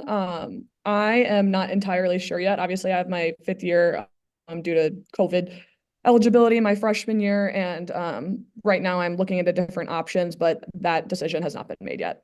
Fair, but we'll put you down as returning. Got it? Belle, what's your situation? Yeah, so I'm still a junior, so I have 1 more year of undergrad. That's right. I will be returning, yeah. Yep, sorry about that, of course. I totally forgot you're a junior. So the bad news to everybody is Belle is definitely coming back. The also bad news is I have a feeling Natalie might be back. And who knows what the rest of this team. I know you got Wealth up the wazoo, for a really bad term with not enough coffee to think about it. On the bench coming back. Hey, quickly about what you all do though. Natalie, I'm looking at the bio online, and all I've got is minoring in integrated digital media, which is darn impressive to begin with. But quickly, what is your major, minor, and post-career goals? If maybe you don't play a little bit. I'm majoring in business and technology management at the engineering school. Minor in integrated digital media, so a bunch of different like Adobe Suite stuff, doing with like Photoshop, video editing, all that different jazz. Next year, I'm looking into either doing cybersecurity or sports business programs as a master's. It's very different, but I'm going to see where it takes me. First off, the Adobe Suite stuff, I could use some help. I'm good at it. My point is I don't have enough time in the day. So I'll send you some projects every week, if you don't mind, just getting some headshots and stuff done. I'm sure you could bang it out 10 times faster than I do. So that's awesome. But cybersecurity, that's a switch. Fascinating. I appreciate that. I'd love to get to the fact that you play piano, double bass, and the ukulele. As a piano player, I dig that first one there, but the rest, tip of the hat. Those are 3 very different disciplines, Natalie. Yeah, I started taking piano lessons when I was 5, took piano lessons for 10 years. My family, my dad played in a band in college, like very classically trained on the piano. And then I got into orchestra and played the double bass for around 10 years as well. And this past fall semester, I actually had the opportunity to take piano lessons at NYU with a grad student, which was super fun considering obviously my undergrad stuff in the engineering school was a little bit more STEM based. So not really anything to do with music. So that was a fun switch up for my senior year. I took piano lessons at my alma mater, mainly for credit. Loved it. Learned a little jazz out of the deal. But your experience doing it at NYU? Oh, that is awesome. Very jealous. Belle, all I've got is minoring in child and adolescent mental health studies. My wife, who works with children with autism, that certainly triggers with me. But what is your major minor, and what are you hoping to do with it? Yeah, so I'm double majoring in journalism and environmental studies, and career path is not super clear yet, but I do kind of want to work in the space of like sports and sustainability, more so on like the PR side rather than like the journalism side. Okay. I'm just saying, if you want a side job, d3hoops.com. We could always use some extra writers. But wow, what a combo package here, sports and environment. So real quick, I'm going to take something extreme. F1 talks a lot about doing things and being carbon neutral by a certain year. I've lost track of which year that is, and going to these hybrid engines. That's kind of the world you're talking about, right? Trying to talk about those topics and whether these sporting entities can be better environmentally? Yeah, pretty much. That's actually a great example. Yeah. That's cool. Well, at this point, this interview is taking a different turn. We're going to be here for another hour. I've got plenty of questions to ask all of you. No, I know you got to get ready for Transylvania. I appreciate it. They're coming up next on the show, in fact. Natalie and Belle, thank you so much for taking the time to join us. Congratulations on the season. Tremendous work from all of you to be undefeated at this point. And once again, in a championship weekend, very impressed. As a tradition on this show, we always leave the guests the final word. Any final thoughts you want to share with you? Natalie, since you've been on the show, we'll let you tee this one up and let Belle follow in behind as a cleanup hitter. But Natalie, any final thoughts you want to share with those who tuned in? Thank you for having us today. And it's been a pleasure playing with this group of girls. And I'm so proud of everything that we've done so far. And I'm really looking forward to this weekend. Yeah, we all are looking forward to this weekend. Belle, your final thoughts. Yeah, thank you for having us. And it was obviously awesome to celebrate this weekend with teammates and fans and family and friends. But job's not over, and we're looking forward to this weekend. Well, thank you two for finding time to join me. That's more important than anything. I really appreciate it. I know you're busy, even if it's a spring break for some or not for others. It's a busy time of year, so I appreciate it. Take care. Good luck. Enjoy at least the experience, and we'll look forward to watching the games and touching base with you sometime now in the future, because you both have careers I want to follow. That is for sure. Take care of yourselves. Thanks for the time. Thank you. Natalie Bruns and Belle Pellecchia joining us here on the Hoopsville Hotline.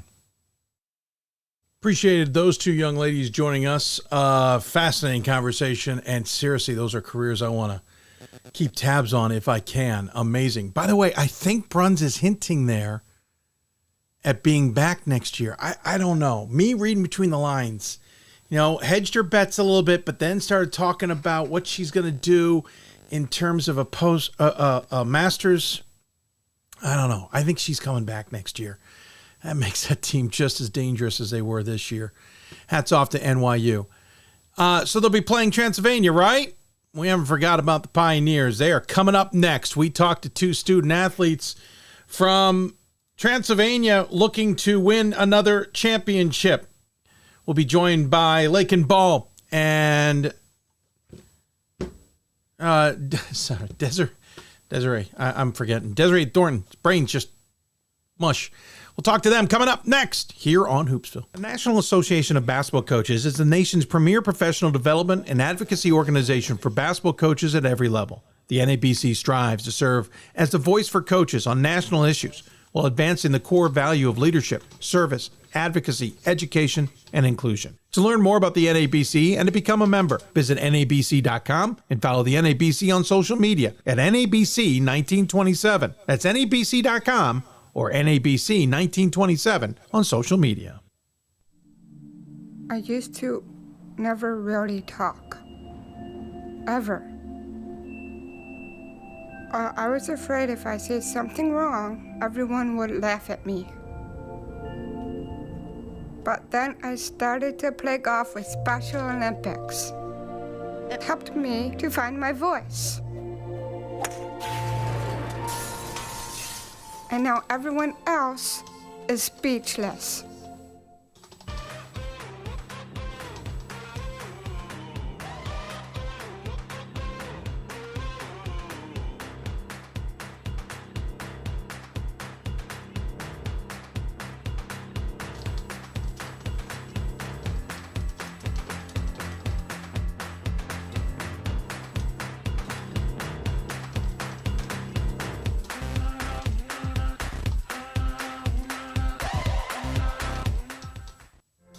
Football has taught me a lot throughout my life.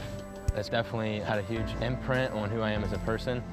Competing at a Division III level created that opportunity for me to go to college. Not only was I the first one in my family to graduate college, but I was really the first one to even go. Being the first one, I'm breaking that cycle, and now that I've graduated, I'm not sure what's the next step, but I know I have a lot of doors open. And a lot of those are open because I played football and ran track here at Otterbein. We've got more schools than Division I, more fans than Division II, and more upsets than March Madness. There's nearly 850 programs with over 11,000 games leading to 2 national championships. And we've been covering it all for over 2 decades. From Eastern to Occidental, from Puget Sound to Piedmont, from Southwestern to the University of New England, and from Hope to Calvin. Nobody covers Division III basketball like we do. We're D3Hoops.com at www.d3hoops.com. It's on us to stop sexual assault. In any way that we can. To get a friend home safe. To never blame the victim. It's on us. To stand up. To make our community safe for all. It's on us. It's on us to look out for each other at parties. It's on us. To be more than just a bystander. To step up and say something. It's on us, all of us. To stop sexual assault. Learn how and take the pledge at itsonus.org. Welcome back to Hoopsville, everybody, as we continue on this Mega Monday show. Running a little late, so we're going to keep things moving here. Dasia Thornton and Laken Ball for Transylvania have already won a national title. They did it last year. They came back together and are undefeated through 64 games so far in their careers. Think about it. I think they've only lost 1 game in their career. Maybe I have that wrong. I think they've only lost. No, they're 5th years, so they may have lost more than 1, but only 1 in the last 3 seasons, for example. Going undefeated last year, going undefeated so far this year, 1 loss to end the year before that. Can they win another national title? And what's that game going to be like against NYU in the national semifinals? Well, Dasia Thornton and Laken Ball sat down with me a little bit earlier today to talk about it. Now joining us on the Hoopsville Hotline, 2 of the stars of the undefeated and defending champs Transylvania Pioneers. It is Laken Ball, and it's Madam President, Dasia Thornton. Welcome back to the program, ma'am. Have you started your political campaign officially? We've already named you president, but I'm wondering if the campaign has started officially yet. Not yet. We're still working on all of that, but here soon, 2036, we'll be ready. Wow, you already got the year. I like it. Okay, 2036, we will mark that down. We understand that's the year we need to start voting for Dasia Thornton. No pressure on us, but we need to get you in as president. Love it. Laken, are you going to be vice president? What's your role? Transportation secretary, do you know yet? Yeah, I will definitely be vice president, sidekick behind the scenes. I like it. I like this Thornton and Ball ticket. All right, we're good. Ladies, congrats again. First and foremost, I haven't had a chance to say congratulations on a national title. Obviously, I've talked to your coach about all that. But I know that's last year's business. You're already done. You've moved on, obviously, because we're sitting on a 64-game winning streak. You're back in the Final Four. Big business ahead. Dasia, will start with you. How has the season gone from your perspective on what you knew expectations were like with a bigger target on your back, et cetera, et cetera? Yeah, Coach Folks always tells us, like, it's hard to go back to back, and we knew it was going to be challenging coming into this. But, we just stuck to our game plan, stuck to what we do as Transy, and we were able to do it. And so far, we've still been undefeated, and that's pretty good for us. Yeah, like an undefeated question. You don't have to be undefeated, and I'm not saying that as a derogatory thing. You don't have to be undefeated to win a national title, but you guys have absolutely rolled through your opponents a second year in a row. I realize that's a sense of pride. Is it a goal, though? Is that something that's on your mind as something you want to accomplish? Yeah, we just want to take it game by game. So, if we go out every night wanting to win, that's what we're going to do. And that so happens we've gone undefeated for 2 years. That's everybody's end goal, and we've just happened to be able to do that. So. I'm curious what it's like to take to the floor, look on the other side, and see a team who is fully aware you're the champs, you're undefeated, you're very good, and this may not go their way or probably won't go their way. Laken, is there a psychological advantage right out of the gate when you're in warm-ups looking at the team across the way, knowing this isn't going your way today? Maybe a little. I mean, we're just more worried about us. Yeah, I mean, we definitely have that advantage, I think, but I mean, we're just going to do everything that we can in our power to win, and we know every team is going to give it their all against us, and we're fully prepared for that. Dasia, to some degree, you brought everybody back. To another degree, this is a different team. You didn't have perfection in bringing everyone back. You're back, of course, some other key pieces. What was it like to adjust to this season compared to how you all played, executed, performed last season? I would say the biggest difference is like we had to change our offense a little bit. Defensively, we've been the same. You know, people that came off the bench, they are now like playing and getting in the rotation, and we're number one defense in the nation. So that speaks for something. Offensively, I think we just had to try some different things at the beginning of the season. And, you know, it's worked out. So everybody gets their ball, everybody gets their game, you know, everybody gets to score, and we're sharing. So I think that's one of the biggest challenges going against us is you can't stop all of us. Fair point. Eerily similar to what I just heard from our NYU guests on the show, where they said the same thing. Listen, we have a lot of options. And by the way, we pride ourselves and focus on defense because that's what we can control. We'll talk more about that matchup in a bit, but eerily similar responses from two different ladies at two different programs. That all said, you all had an amazing experience last year. You're playing in Dallas, American Airlines Arena. You win the national title in front of thousands of fans of Division I, Division II, and Division III women's basketball. The spotlight's been on you. Dasia, to some degree, though, NYU stole some of that spotlight. And I'm not being derogatory about that. I mean, in the sense that you kind of had this season a little bit under the radar in comparison to maybe what most national champs would have. Was that kind of maybe a positive that you didn't have this overwhelming pressure as much on you? I mean, last year we were ranked number 2. This year we're ranked number 2 again, whether or not we agree or not. But we do know that number 2 is maybe a good place for us. You know, we won the national championship being number 2, and we're okay with that as long as we get what we came there to do and get it all done.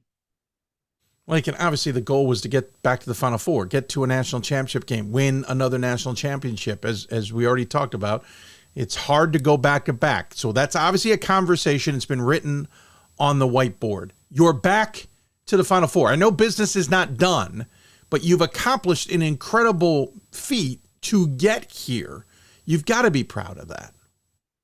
Yeah, we're extremely proud. We work really hard every day. I mean, at practice and, you know, starting this year, I mean, that was the end goal. I mean, when we won another national championship, that's why we came back for a 5th year. And we thought we had all the pieces to be able to do that. And yeah, it's just another game. We're going to have our game plan over practice today and get one step closer to that.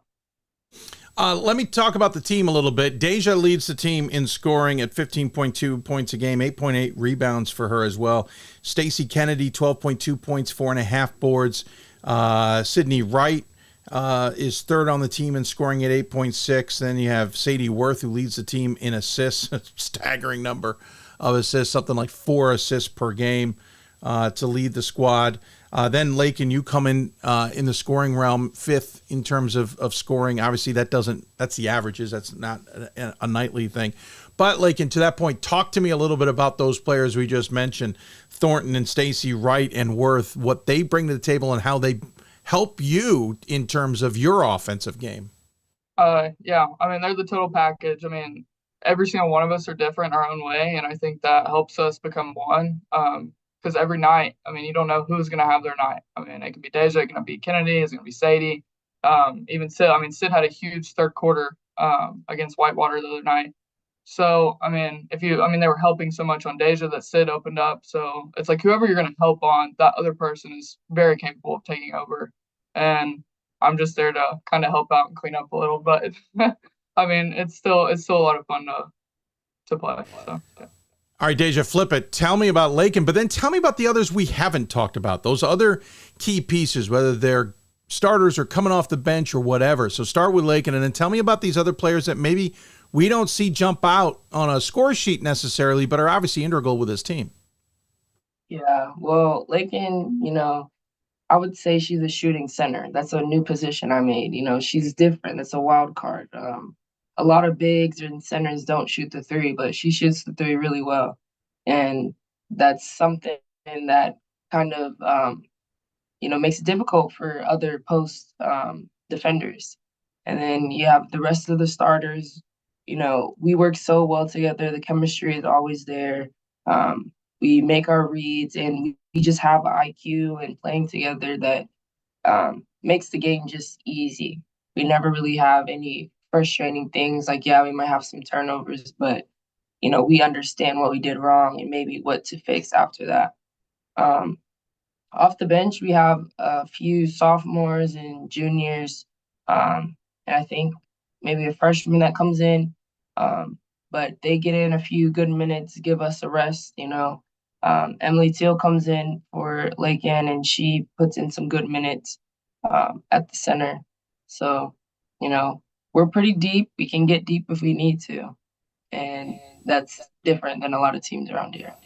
Yeah, certainly an interesting perspective on that, and you're right. And that's what makes so many good teams at this stage. What is dangerous about them and a chance at a national title is it's not just necessarily the starting five or a star player. It's the depth that they can bring to the table, even if they're going on a shorter bench because of time. NYU, big game. Beat them last year on your home floor to move on, I believe, to the Final Four. Yeah, Final Four, onto a championship from there. They obviously have been licking their wounds a little bit from you and from Hope the year before, which had happened the exact same way to them, losing to Hope on the way to Hope's championship. So they've got a lot of motivation. You guys have a rematch, and it's the semifinals. What do you draw on this, Dasia?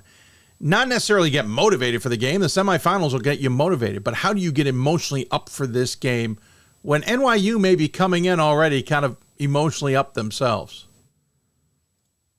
I think we are a good self-motivating team. We don't want to lose. We have the streak, yes, but we just don't want to lose. We're competitors, and that's one thing that we, within our power, will not let happen. NYU, we played them, we beat them. They have some new pieces, obviously, but we've seen all of that before, so it's not anything we haven't seen. I was going to say, Laken, this is a NYU team that comes in a little bit different from last time you all faced them. Obviously, Player of the Year transferred in, just some nice pieces to give them an undefeated season as well. Can you rely on last year's game? Can you look at last year's tape and say, hey, we did this well, we can take advantage of this? Or do you have to come in fresh with a different, with a wide open perspective, not having any biases to what you remember from last year? I think it's more on a fresh side. Obviously, we've watched a couple of their games this year, and our coaches have watched a lot of film. But I mean, they're a new team, just like we're a new team. It's a new season. We both have probably ran totally different things, and we're gonna have to try out different, systems against them to see what frustrates them and gets them in an awkward spot that they haven't really been put in that position this year. So. A lot of games haven't been close for them. You guys have had some close games. You kind of know how to stay motivated into that fourth quarter. Not that they haven't, but you've had to stay motivated in tighter games, certainly. Is there a chip on your shoulder, Laken? And Dasia talked about being number 2, defending champs, undefeated, 64 straight games, et cetera. I got a sense there's maybe a little chip. You had the chip last year. I know that much, but is the chip there this year kind of self-motivating you all? Yeah, definitely, just a little. And going on the road this weekend probably didn't help much, but it was definitely fun. And, we were up for the challenge, and I mean, we were ready to play whoever you put in front of us. So wherever that might be, Columbus is pretty close to home from us. So I think it'll be a good game, and we'll have a good crowd, and I think we'll be very motivated to win. Yeah, that was where I was pivoting next. Yes, had to go on the road last weekend. If it makes you feel better, you're the only ones who won in that situation of the three programs who had to do that in men's and women's basketball. Dasia, you are close to home. I mean, last year, Final Four was in Connecticut, championship game in Texas. Wonderful experiences, of course. But the Final Four is not that far a drive away for you all. That's got to be a little bit nice. If you can't be at the Beck Center, you at least got somewhere where your fans can get to you. Yeah, I think our fan base is amazing. We had a lot of people come to Wisconsin. We had a lot of people come to Connecticut, Dallas. You know, they were willing to make that trip to support us, and we appreciate all of the fans. Even if they couldn't be there, we had watch parties around, and it was just great to see all the fans and how involved they are in our team. But being in Columbus, yeah, we've already sent out the link. Everybody's buying up all the tickets. It's probably going to be a sold-out game. So we're excited for that. And, you know, we'll get a little bit of sleep from that long 7-hour trip. But, you know, we're ready for Columbus. We've been waiting for this since November. It's a little further away than I realized. I for some reason, I thought it might be a little bit shorter, but still, drivable per se. Hey, both of you are Kobe Bryant fans. I'm kind of curious. Do you sit and compare notes on your favorite moments? What do you guys get a motivation from Kobe? Which I realize is kind of obvious, but Dasia, what's that dynamic like for you two?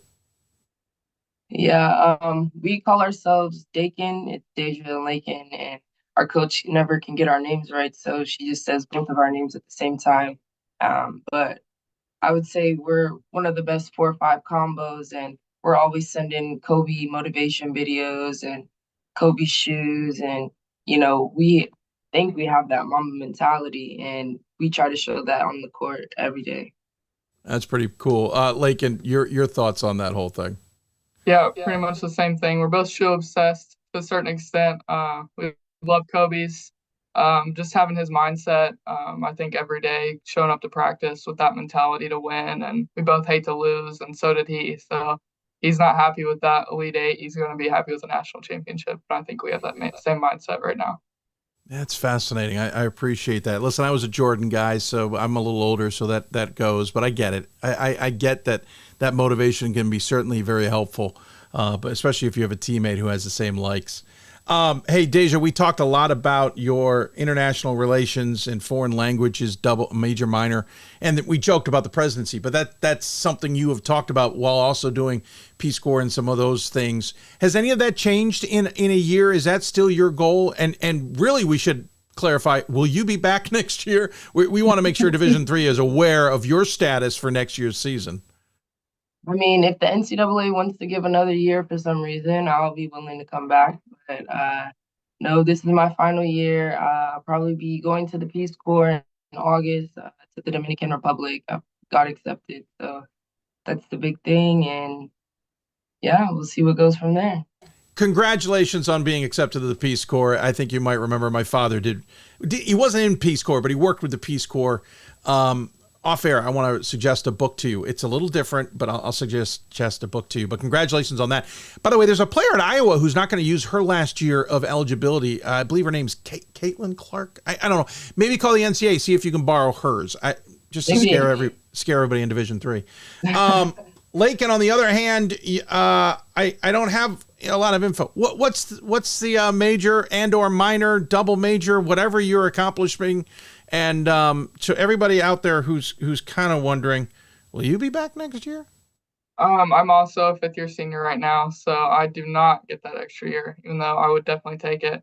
But I'm an accounting major. I'm actually applying to law schools right now, looking at UK and West Virginia.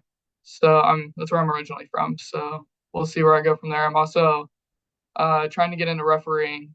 We've got some pretty good connections here, so trying to work my way up through that. Did a lot of middle school and high school this fall, and hopefully we'll get on that college tour one day.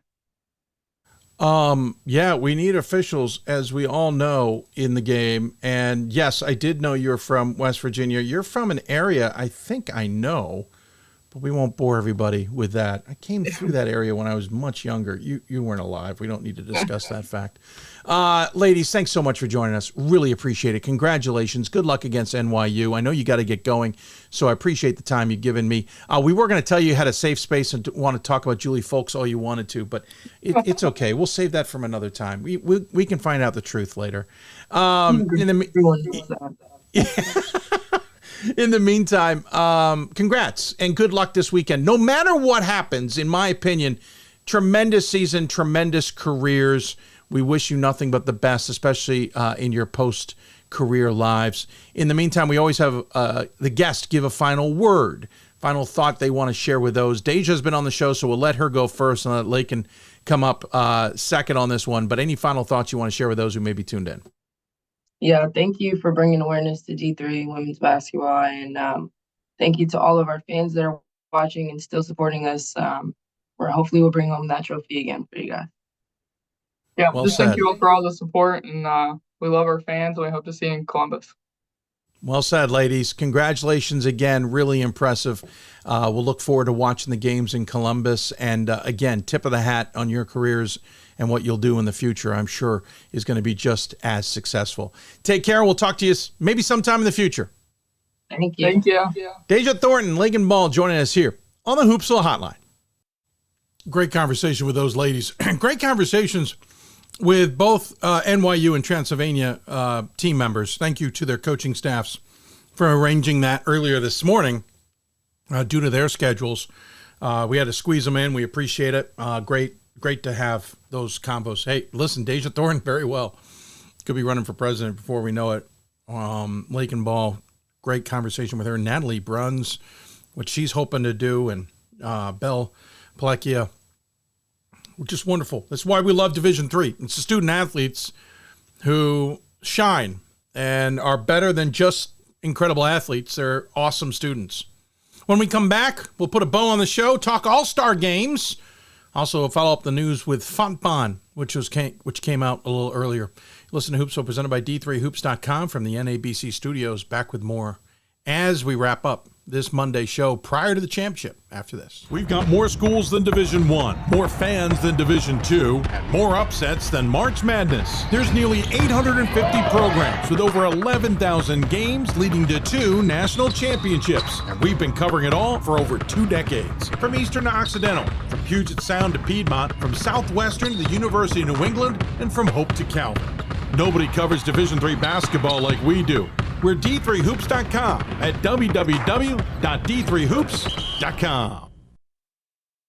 Coach of the Year, Administrator of the Year, All-America Team, Wade Trophy. The WBCA doesn't just honor coaches, but players, administrators, and much more. The WBCA strives to honor those who have contributed to the advancement of women's basketball. Celebrate the present, honor the past, look to the future.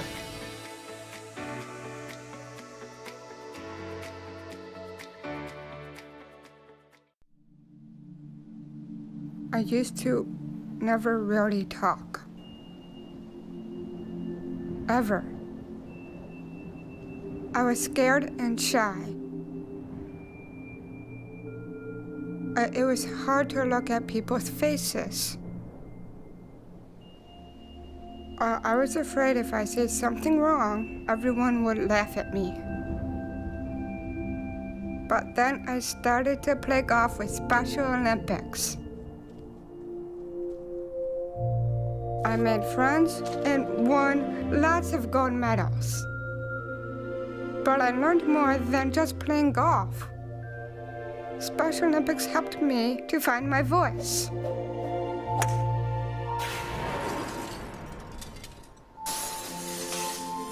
And now everyone else is speechless. Division III allows you to give yourself to other things. Having that free time allows me to pursue the things that I want to pursue. Division III athletics affords students the opportunity to, engage in the other interests in their campus and in their lives outside of that sport. It allows you to just be able to do everything you want to do. I wouldn't change it for the world.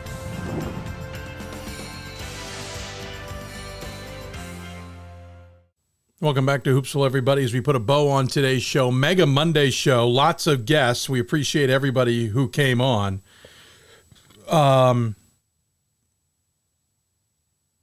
Sorry, just reading some news. Appreciate everybody who came on the show. Just to follow up, in case you're tuned in wondering what we did, we obviously heard from a lot of programs today. We had guest interviews officially that we talked to specifically, I should say, with, sorry, I'm calling up the list so I don't get it wrong, with Hampden-Sydney's head coach, Guilford's head coach, Trinity's head coach. We also talked to Wartburg's women's coach and talked to players from NYU and Transylvania. Pat Coleman happened to do an interview for us, which I really appreciated, with Trine.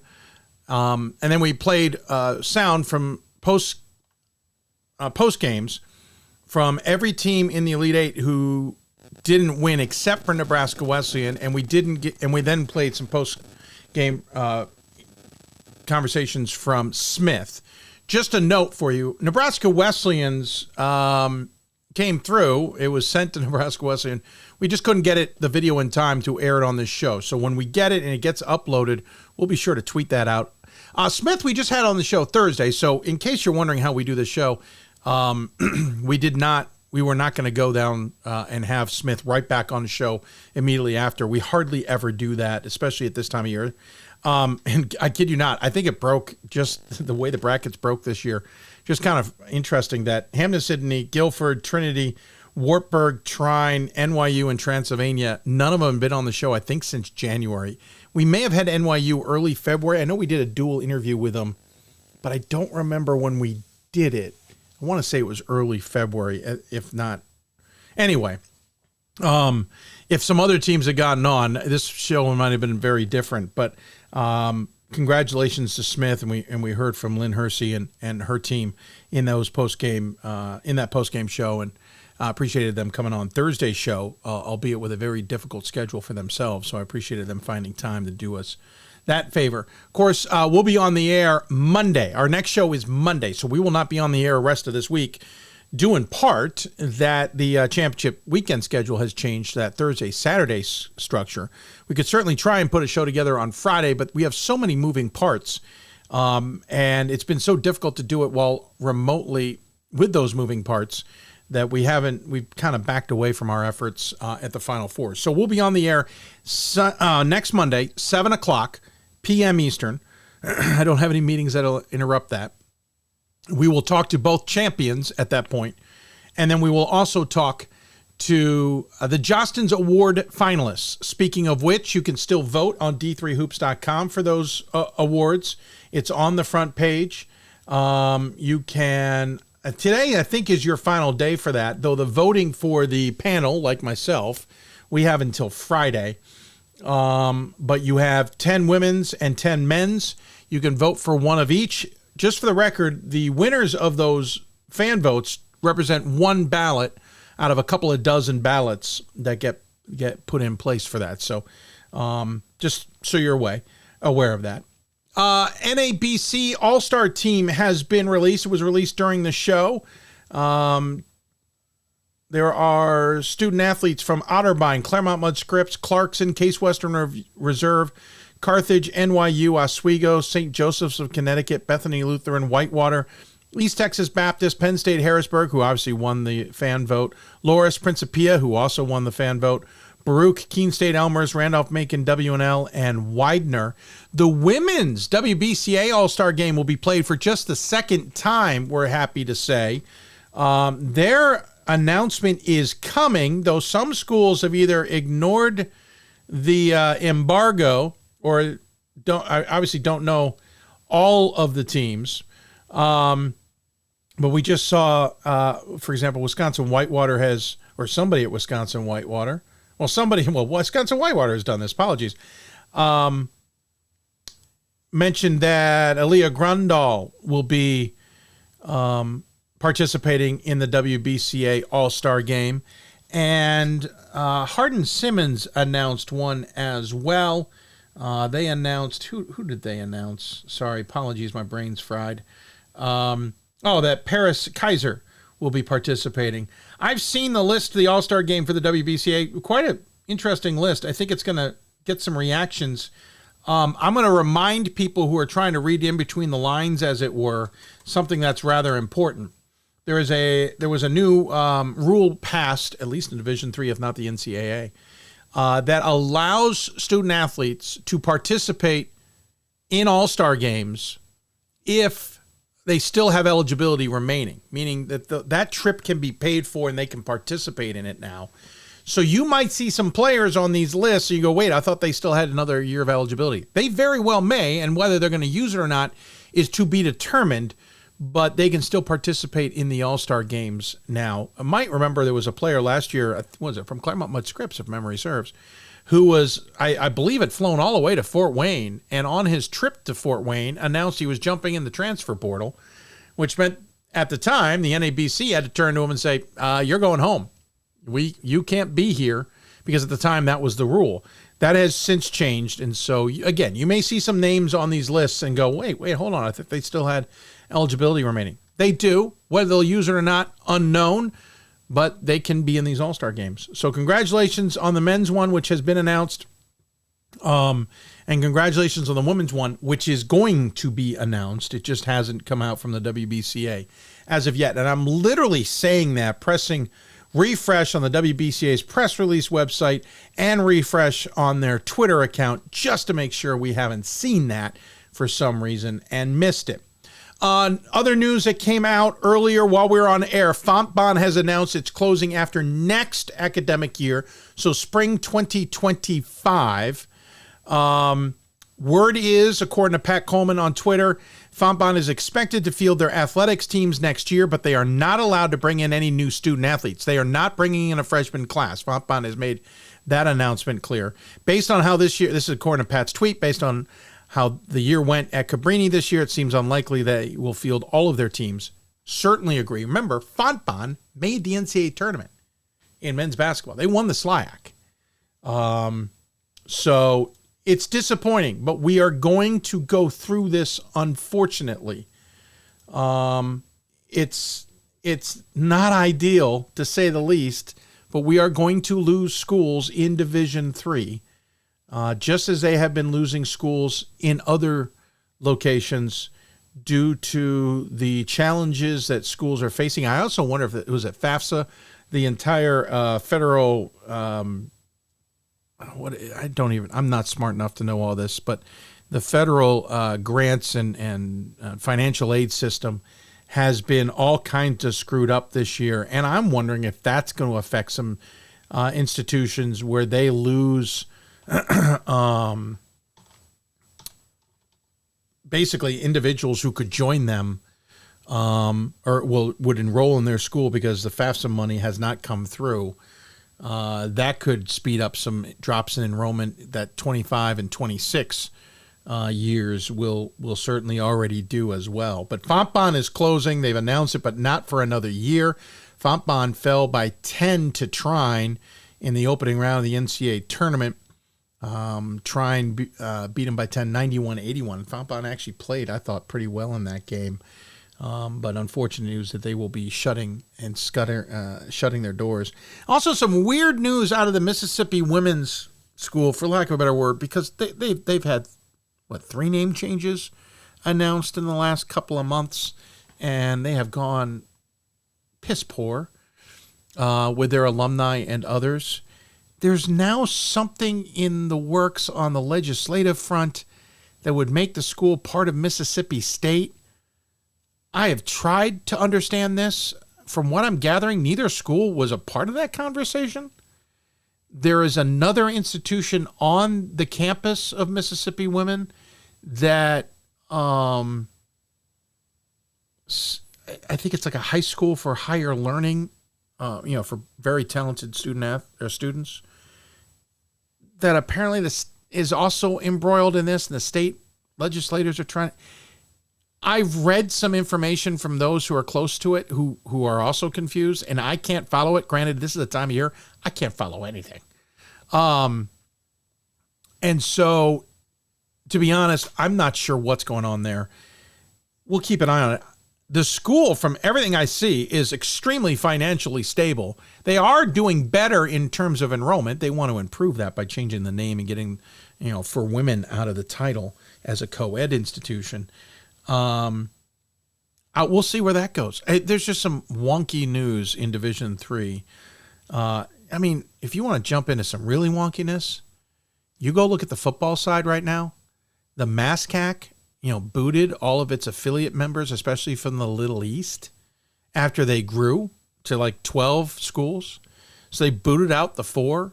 Western Connecticut, Mass Dartmouth, Castleton, and I'm forgetting the 4th one, who I should remember, because apparently the 4 of them applied to join the conference again. I don't know if the conference reached out. I haven't gotten word on this. Apparently reached out and said, hey, reapply. From what I've gathered, all 4 did reapply. And they accepted 2 of them. Oh, Plymouth State. That's the one I'm forgetting. So Plymouth State and Mass Dartmouth are back in the MASCAC on the football conference side, and Castleton and Western Connecticut have nowhere to go. There is some just wonkiness going on in Division III. Let's not even get into the fact that pairwise is still being talked about. Now there's rumors that could come into play as soon as next academic year, which flies in the face of what we have been told and what conference commissioners have supposedly been told. I haven't had any time to dive into that.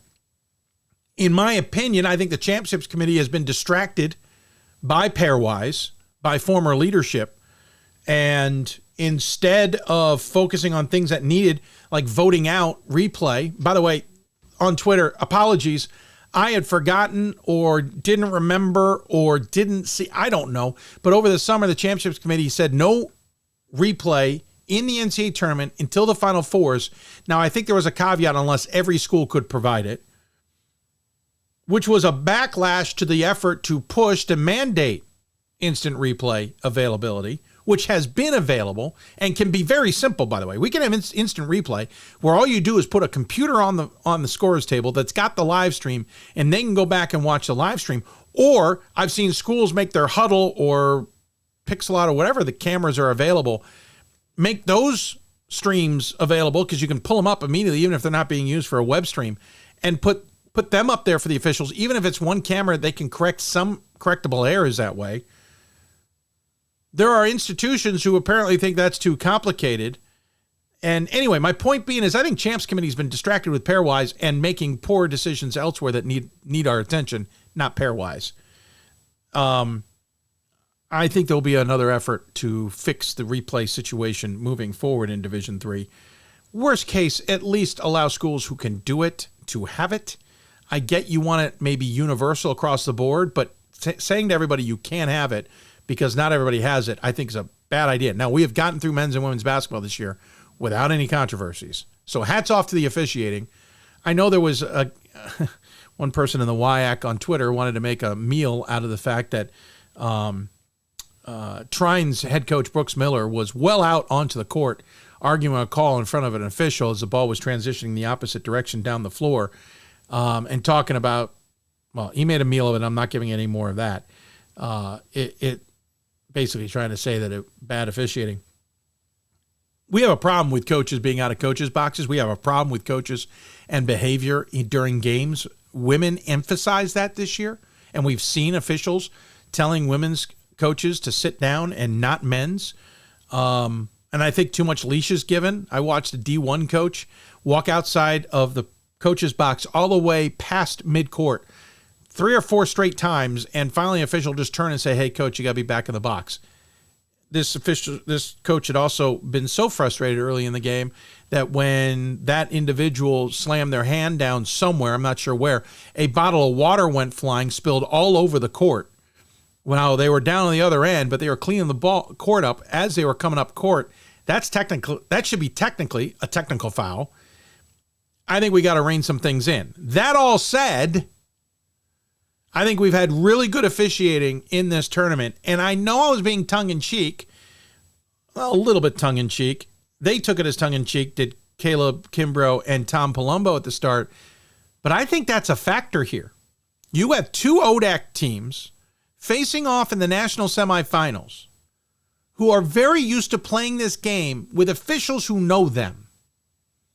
I don't know if Jim Haney decides to have a sense of humor, and I'm being a little tongue-in-cheek, absolutely now, and put some ODAC officials on that game just because they're used to it. If he chooses not to, which I think he won't, just my gut feeling, I think that's a factor in that outcome. Which team's going to adjust to the officiating style of the officials who will be there?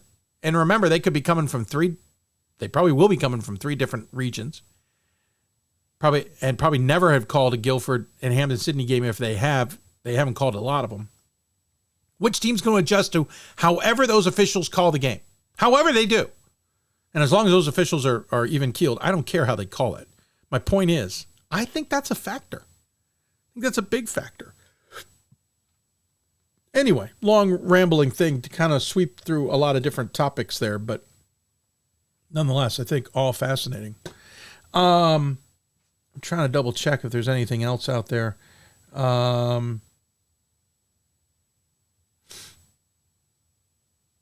Let's see. So All-Star games will be taking place as well as obviously semis and championships. Semis and championships for Division 3 coming up on Thursday. On the men's side, you will have, we don't have it on our page, I apologize. We will have Hampden-Sydney and Guilford as the 5:30 game. We will then have Trinity and Trine as the 8 o'clock game. On the women's side, I had this earlier. Apologies. I don't know if I've got it now. I'm going to try and find it very quickly here. Yes, here we go. 5 o'clock, Smith and Wartburg, 7:30, Transylvania and NYU. Then on Saturday, and this I've tweeted out a little bit, so please listen carefully. 12:30 All-Star game on the men's side taking place at the Allen County War Memorial Coliseum. I have that right. That is a 12:30 game. D3hoops.com will be the audio broadcast of that. There will be a video. We'll marry it with a video that Manchester University is helping produce. There will be a link at a later date. So we'll have that at 12:30. We'll have that a link online at D3hoops.com. The championship game is at 4 o'clock. The women's All-Star game, I'm not sure when it's going to take place. I could guess 3:30. Championship game is at 7 in Columbus. Here's the key. Both games are going to be tape delayed on CBS Sports Network, but air live on CBSSports.com. As I understand it, and I could be wrong, but as I understand it, you need to have the ability to get the CBS Sports Network on your cable provider, or you sign up for Paramount Plus. You can then see that game on CBSSports.com live. Tape delayed, the men's game will be Saturday night at 10 p.m. Eastern on CBS-SN. Women will be Sunday morning at 10 a.m. on CBS-SN. CBS does not traditionally show these things on demand. It's a frustration. We move to ESPN next year. These games are always on demand on Watch ESPN or ESPN Plus. But you can't, I would suggest if you have CBS-SN, you record DVR, whatever you want to call it, the re-airings at 10 p.m. for the men on Saturday, 10 a.m. for the women on Sunday. And if you can, watch them online, but you probably won't be able to watch them online after that point. So just some things to keep in mind. Those games will not air live on a network. They will air live on CBSSports.com. They will be tape delayed on the network Saturday night for the men, Sunday morning for the women. So there you go. You got all that? I hope you did. I'm double checking just to see if WBCA has tweeted out anything. It does not look like they have released it yet, so I can't say anything about the women's All-Star game, but congratulations to those who are already tweeting out that information. Thank you to everybody who came on the show. Oh, but did I forget? No, I think we covered it all. Yeah, sorry. I want to thank everybody who came on the show. Absolutely awesome show today. Caleb Kimbrough from Hampden-Sydney and Tom Palombo from Guilford. James Cosgrove from Trinity. From Trinity. Bob Amsberry from Wartburg. Natalie Bruns and Belle Pellecchia from NYU. Laken Ball and Dasia Thornton from Transylvania. Thank you to Pat Coleman for doing an interview with Brooks Miller. Thank you to all the sports information directors who put the post-game press conferences online for all of us to see so I could grab sound from those and air those. And that's how we got to hear from the Smith Pioneers, among other teams. I'm sorry I couldn't get Nebraska Wesleyan on the show. Again, if we see it online, we will tweet that out later. And for those of you who will be in Fort Wayne, I will see you there. I'll be on part of the NCAA broadcast of the semifinals once again. Looking forward to that. And Pat and I will be on the call, amongst others. Ryan Scott should be in attendance as well for the All-Star game and then the championship game on Saturday. Looking forward to seeing everybody there. Looking forward to seeing all the coaches who arrive for the NABC events. We will be doing a little something special with coaches at their gathering on Friday, and look forward to putting that together as well. And again, we'll be back on the air Monday, 7 o'clock Eastern, with talking to both champions. We'll also talk to both Justin's trophy winners on the men's and women's side, and we'll probably get a reaction from all the guys. That will officially be our season finale, though we do plan to have shows this offseason. I do mean that. We meant it the last couple of years, but we're actually putting plans in place to do that this year. And with that, I got to sign off because I now got to pivot and start focusing on some other things that are going on today. We've been on the air for far longer than I planned, but it's been such great stuff. It was hard to turn us off.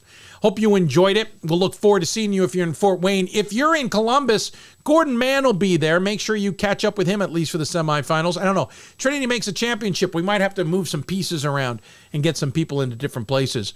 But nice to have the championships close enough. By the way, on that championship, or on that Monday show next week, I'm going to talk to you about why I think there's a chance we could pull off a dual championship in Division III men's and women's basketball. How there's an opportunity from information I've gathered that we could have a dual championship. We'll talk about that on Monday's broadcast. Thanks for tuning in, everybody. Thank you to the sports information departments across the board at Hampden-Sydney, Guilford, Trinity, Wartburg, Trine, NYU, Transylvania, and also Smith for your assistance. We certainly appreciate it, and we will talk to you later. Reminder, we have our donations going.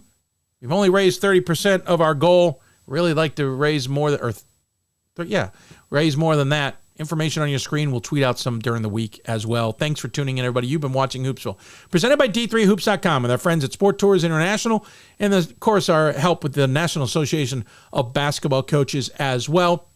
If you want to talk Division III basketball, you've got to listen to Hoopsville. Thanks to those of you who have tuned in and done just that. We'll see you in Fort Wayne, everybody, and Columbus.